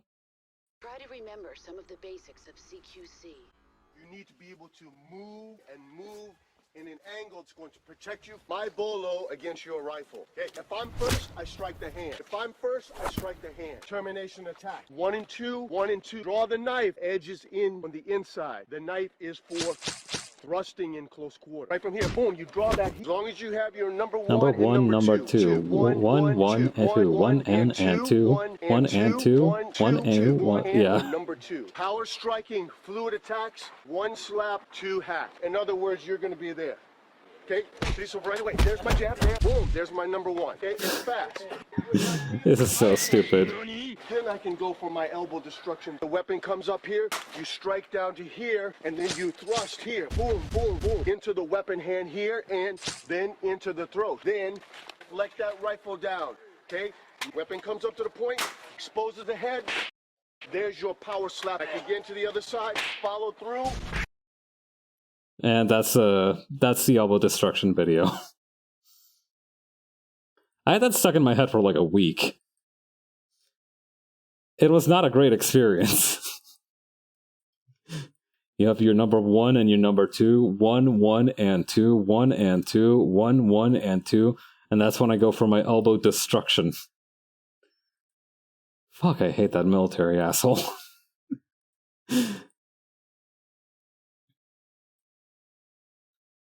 Just haunting you as you pour milk out for your cereal. Straight up, like, I was like wandering to the cabinet. My roommate thought I was fucking possessed. This is back when I had a roommate. My roommate thought I was possessed or some shit. I was just like talking to myself, like wandering to the cabinet to get myself like a friggin' rice cracker or something. And I was like, what the fuck are you... What are you saying? The guy sucked, but that video was funny. Oh, for sure.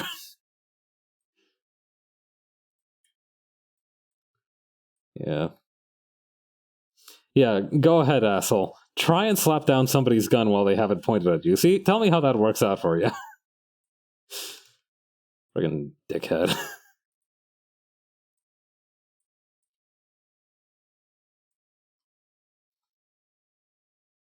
Yeah. It's always these, like, wannabe Navy SEAL dudes who have, like, the worst fighting advice you've ever heard in your entire life.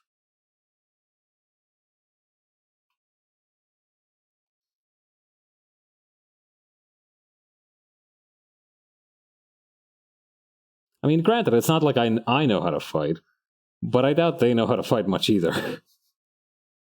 Like, it's just the way that they deliver it. It's just very condescending sometimes. Yeah. Try to remember the basics. Snake, try to remember the basics of CQC.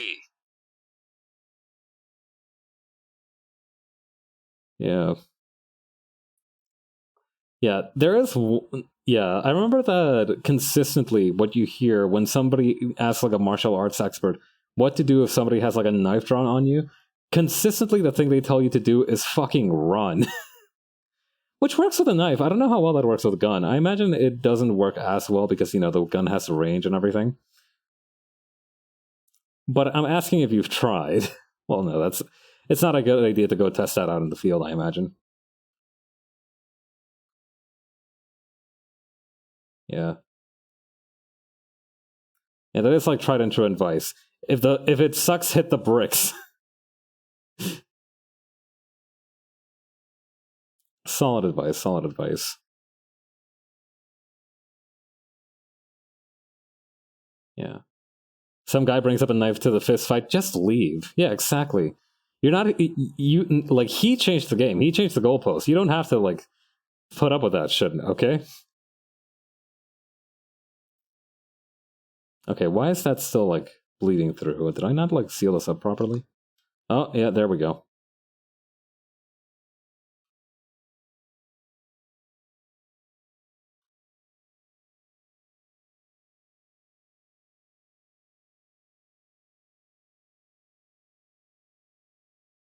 Recently, I've gotten obsessed with shading stuff like this. Like just adding a bunch of little hairs like that. I think it looks nice.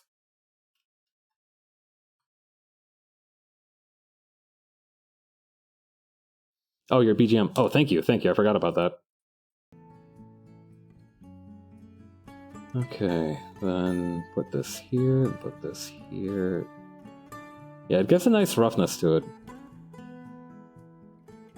It does take up a little bit of extra time, but I think that's okay.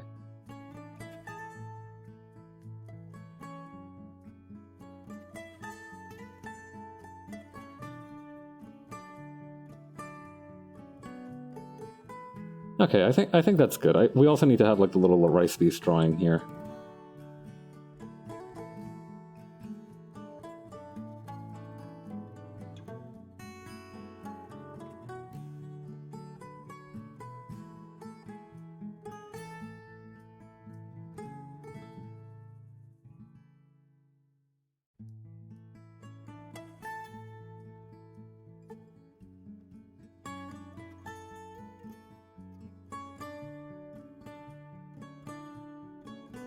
Okay, and then right here. Yeah, rice piece is such a good shape.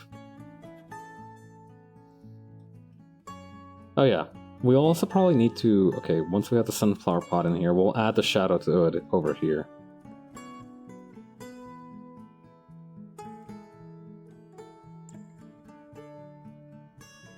I also forgot to totally paint in my desk, like whatsoever. That might be a problem. Okay, where's my desk? Oh, here it is. Yeah, ghost desk. Yeah, my desk is real expensive.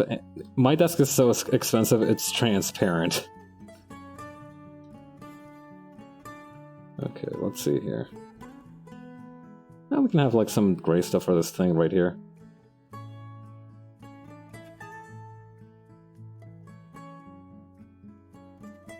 Now like a darker gray for the drawing tablet. Slightly darker for the borders.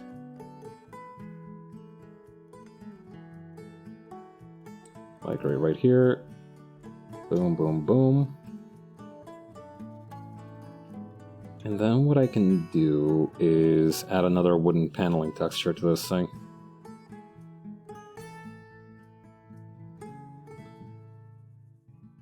Now where's that? I remember seeing like a wood panel texture somewhere around here. Here it is.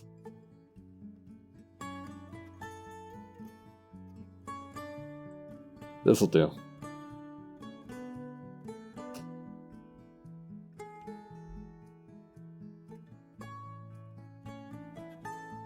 Yeah, that's nice. That's kind of striking. I like that.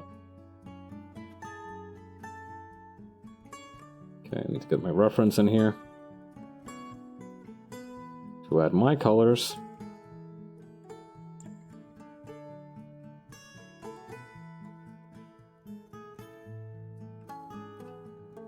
Oh, we'll probably like need the desk though. Oh, okay. So let's vanish the wooden texture and the color and the shading layer from here first. God, we just need to like vanish almost everything here. That's not that's not the color I make for my fingers. My bad. Oops.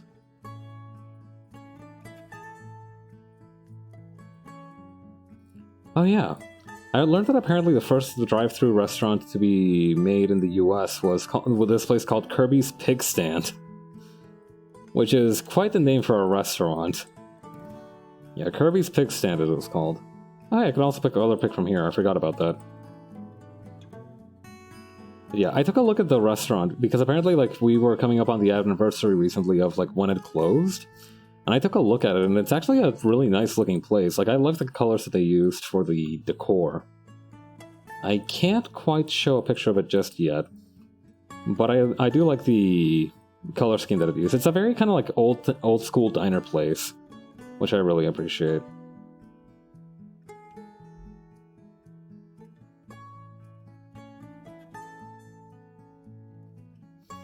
God. I was watching an episode of Columbo the other day, and he went to eat at a drive-through burger place. One of those places where like they put the tables on your windowsill, and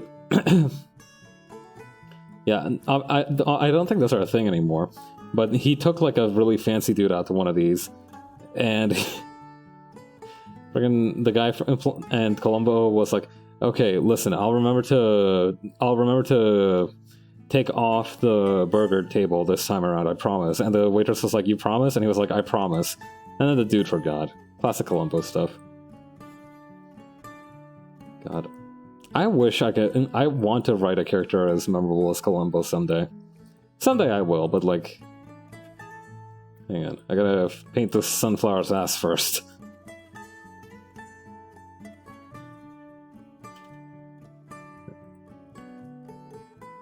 And illusions of grandeur can come later. This sunflower needs its ass painted.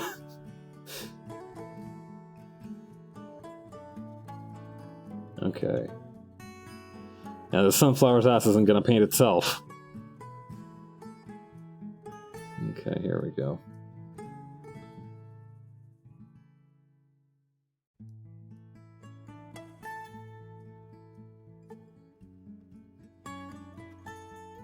There we go.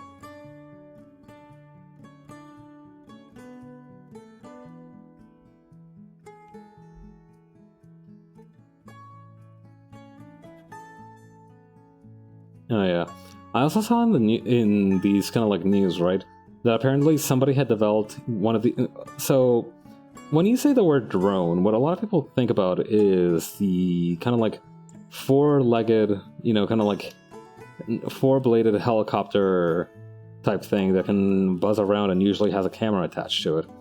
There are also much lighter weight drones. Some of them that look like these like airplane things, right? Like this, with like very flat styrofoam wings that have like a little battery cell right here to drive the propeller forward. That's also a drone. And somebody figured out how to make one of those really lightweight drones, but it's instead of like its normal styrofoam wings, it has rice cakes, like Western rice cakes, the ones that are like popped rice clumped together as its wings. And I think it's really funny that in an effort to create a friendlier drone, they've accidentally just made a drone that people are going to be way more eager to knock down, because now you get a free snack to go with your fresh kill. Before... some people were opposed to the idea of drone hunting before because, if you hunt something down and then don't eat of its flesh, it's dishonorable, and nobody wants to bite into a lithium battery. But this kind of makes everybody happy in a way. Yeah. You know, it's admirable that they found a compromise that made literally only the people who want to wreck their shit happy.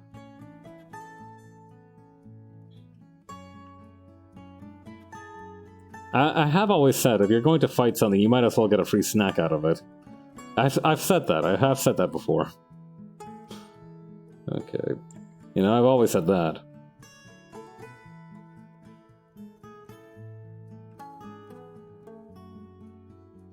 Because, you know, you fight one of those creatures from, like, Monster Hunter all day.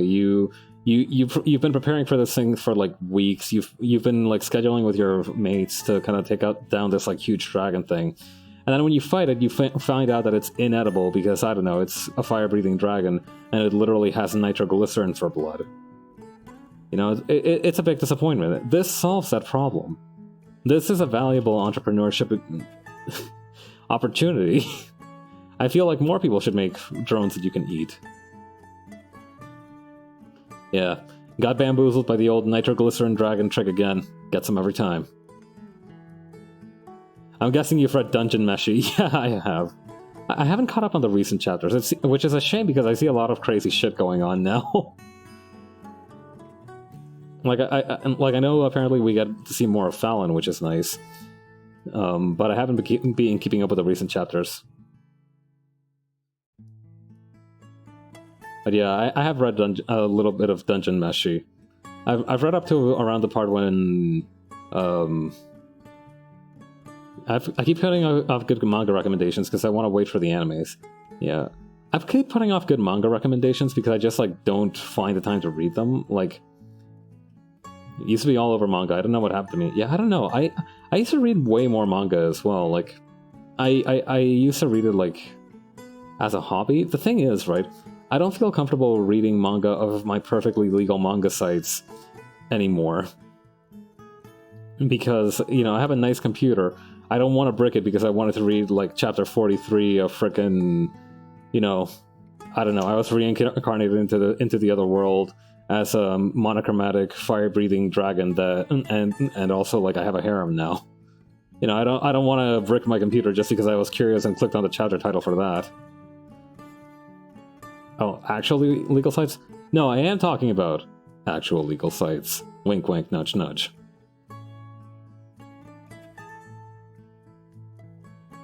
Yeah.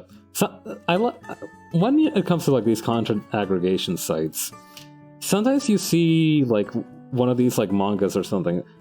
Like one of the ones that I used to go to, I'm the most legal man on earth. I don't know what you're talking about. I've never committed a single crime in my life. Well, except sometimes my puns are criminally bad, but that's more of a matter of perspective. No jury would convict me. I'm too small for them to catch me. Anyway, I remember, like, sometimes you see, like, a listing for one of these comics, right? And you just think, like, to yourself almost immediately, okay, this thing says it has, like, 15,000 chapters. I know for a fact that if I click it, it's going to give me a virus immediately. Yeah, I'm too small and too dense. Yeah. I'm like if Harry Houdini was a little guy. Actually, I think there is like evidence that Harry Houdini was a manlet, so that might not be too far off from the truth. I don't remember if they ever like brought up like Harry Houdini's height at all. I don't imagine he was too small, because otherwise they would have been like, but he's just a little guy. That's why he can do all those crazy stunts, like slip out of a straitjacket. If Harry Houdini was a little guy, he wouldn't have died. I mean, the reason Houdini died is because one of his students wanted to, like, make him show off that trick he did with his abs. 168 centimeters! Houdini manlet confirmed, baby! Houdini manlet confirmed. That's under 170 centimeters. That's a manlet to me. Holy shit. Wait, how much is that in feet so I have like a point of reference for, you know, people in freedom units? Centimeters to feet and inches.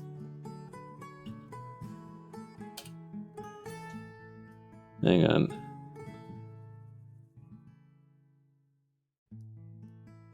5'6". Okay, that's not too... Yeah, 5'6".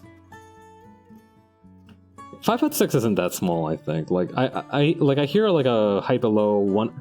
Yeah, I think, like, below 150 is kind of considered manlet territory, but that's not too bad.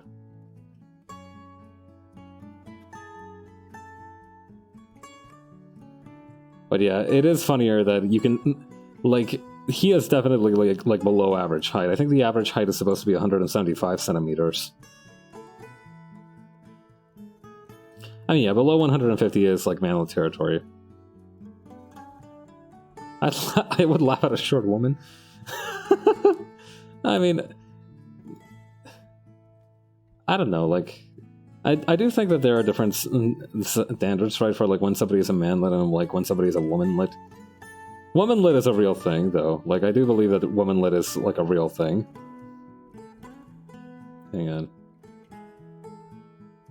Veering away from that topic of conversation, that does mean that I... It is funny when, like, you read up like a historical figure, and you're like, I could have probably bullied that guy in high school if like if he was born in the present time. Like, I also remember that I read about, like, you know Charlemagne, right? King of the Franks and whatnot. Apparently, his father was called Pepin the Short, which I think is absolutely delightful. Pepin the Short. Imagine if you were, like, the fucking emperor of the Franks, and, like, your nickname was... and they nicknamed you for being a short king. Yeah, you keep bullying him by... You try to bully him by shoving him into lockers, but he keeps escaping. You're like, take that, dweeb. Pepin the Shorty. Yeah.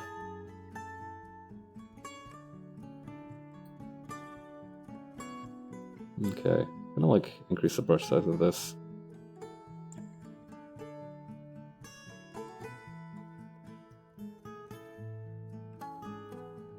How much time do we have left? We're a little over time, but it should be fine. I feel like I almost need to expand the sun's ass a little bit more to make it more obvious. But I can do that in, like, post. Hang on. I need to grab my reference.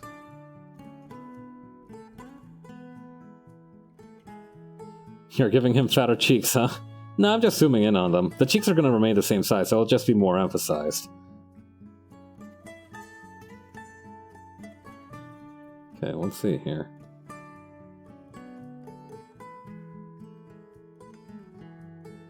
Just some very quick shading on me.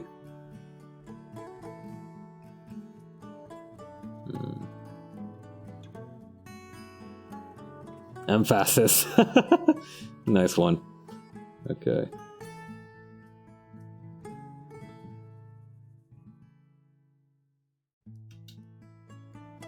I don't know if that's the right color either. Maybe just a little, like a hair darker. There we go, that feels good.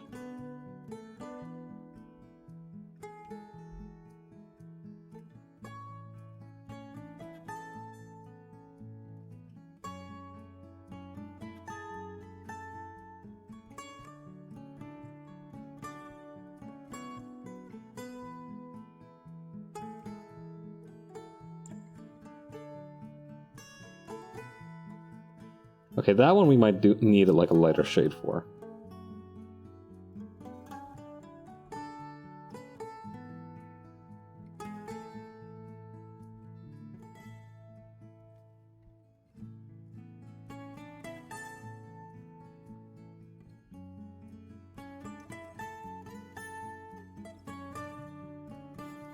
Sometimes I wonder to myself, right, like, am I making things like too neon colored? And then I make that part of myself shut up, because highly saturated colors are awesome.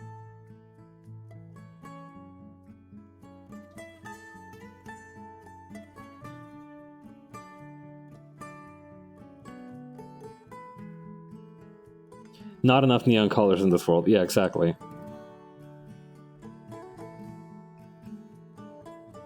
Oh, hang on.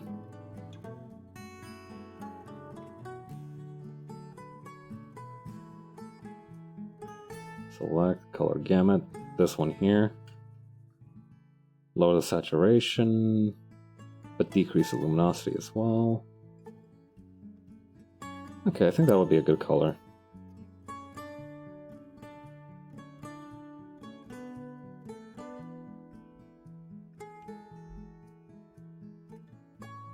You should go... Oh, propose a prop. You should do a googly eyes if you get the chance. No pressure. Alright, we can... Okay, hang on. I'll put that on the slate for next week, then. That's something... I've been meaning to get more use out of my Live 2D subscription, so it's a good idea to try and make some googly eyes. You know, some DIY googly eyes for my sprite. I will add that to the rotation for next week. And let me...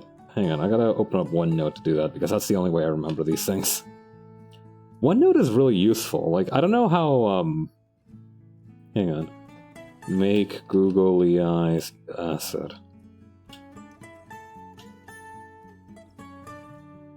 Yeah.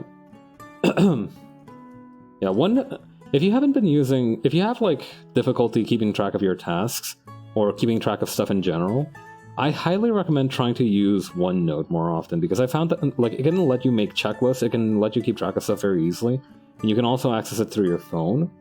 So if you have, like, a Microsoft subscription, or, like, access to most Microsoft services, you'll have access to OneNote.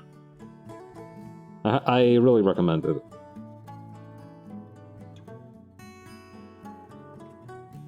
Okay, and then what we can do is we can actually copy and paste this here as a very tiny color palette. Actually, we can keep the flower pot in the same place.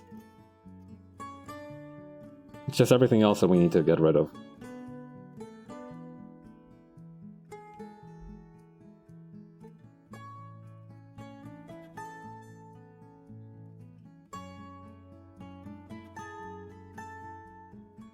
Okay, so then that's gonna go like this.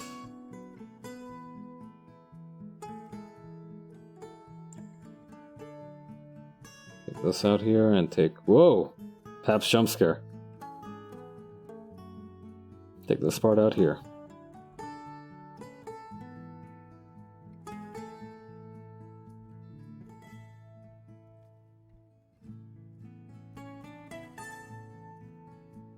Pabst surprise attack. Yeah, trust no one, not even yourself.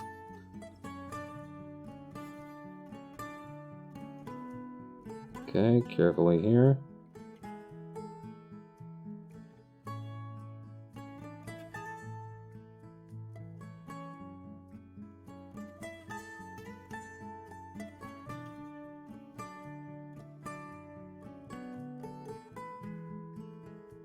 Okay, bump up the tolerance a little bit.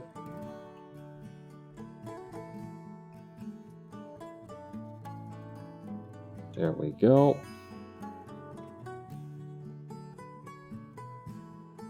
I've always wanted to try working in like 1 pixel thick lines. I feel like that's also something I should try out doing at some point, like MS Paint type shenanigans.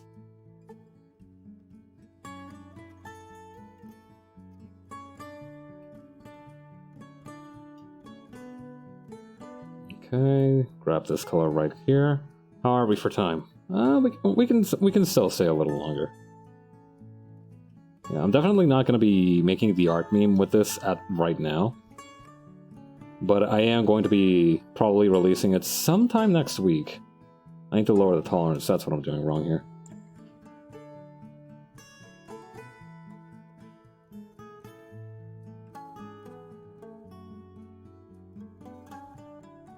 Yep. Okay.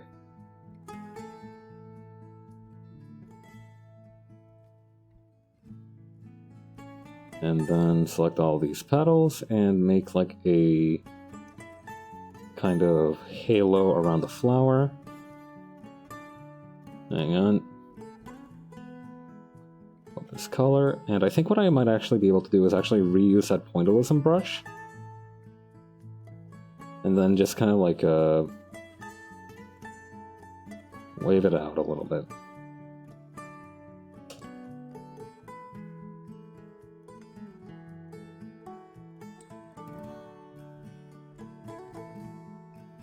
Okay, and then I need to just color in myself and we should be ready to go.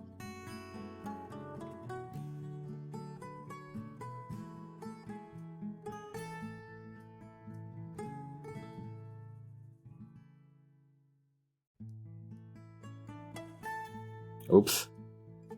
Forgot about the rest of this. There we go.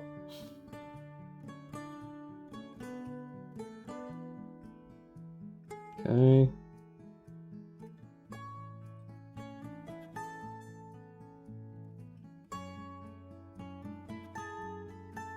Just quickly filling in these rice pellets. Rice grains. Got it. When I was a kid, I used to think that the balls in, like, BB guns used to be made of rice pellets.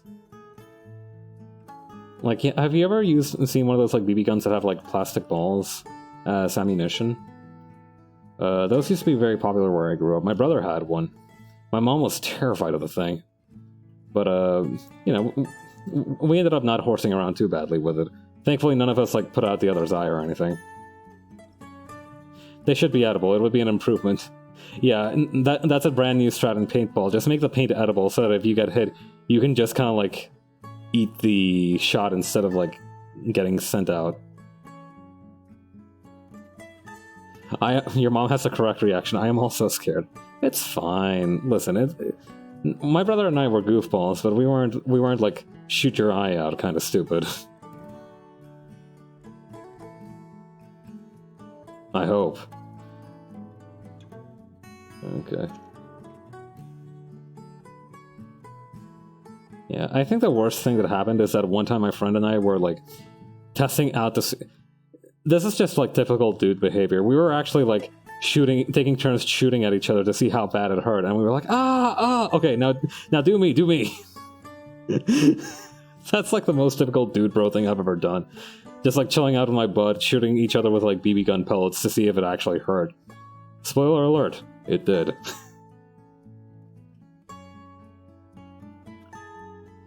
Yeah. Like, that is the most typical dude behavior I have ever done in my life.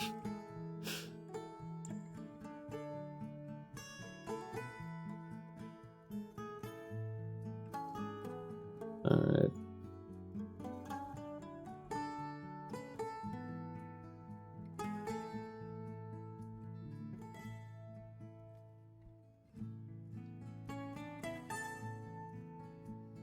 Okay, and then what's the spot here, and then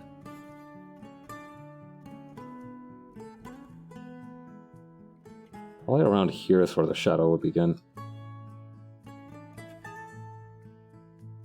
Lower that tolerance again.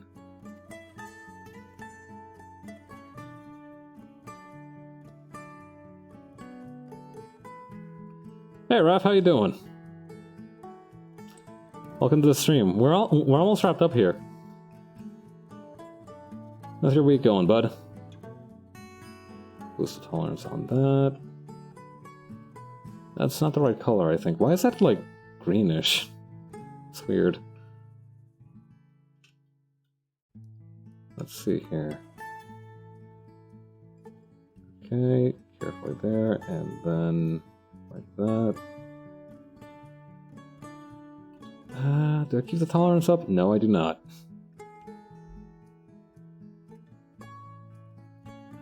Increase the tolerance a little. No, the tolerance won't do much because it's like because the vector layer. There we go. There we go.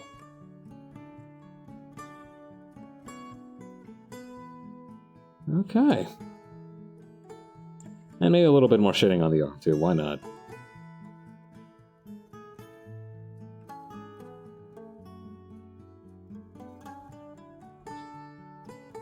Okay, now what we're going to do is we're going to actually take both of these frames,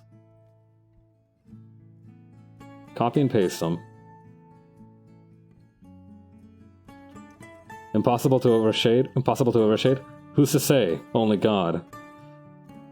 Hang on. Merge select. Hold that thought. That's actually a very funny thought. Hang on. Yeah, background. Merge selected layers. Okay, so what we're gonna do is we're gonna expand this one so that the sunflower's ass is more easily visible. You know, from a distance, because I feel like the last time I didn't emphasize it enough sometimes.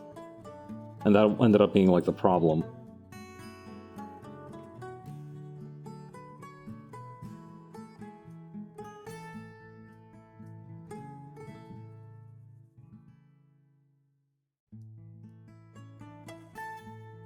Around here? Yeah, I think here is good.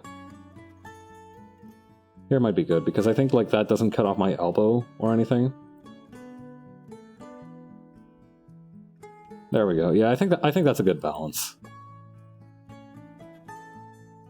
Alright. We'll leave it at that for today, I think.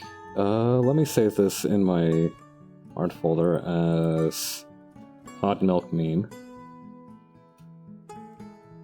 And I'm gonna send you guys on your merry way to somebody else who's streaming, so that you guys can have a lovely rest of your evenings. I probably will not be streaming... Yeah, I'm not gonna be streaming until this weekend. Hot Milk? Yeah, the song by Black Cat, I think? Anyway. Who is streaming right now? Oh, Jolene's streaming. Let's go see what she's up to. Yeah, so the next stream is going to be on Saturday. I will be playing Katamari Rerolled. I hope you all had a great time, and I will catch you all later. See ya. Bye.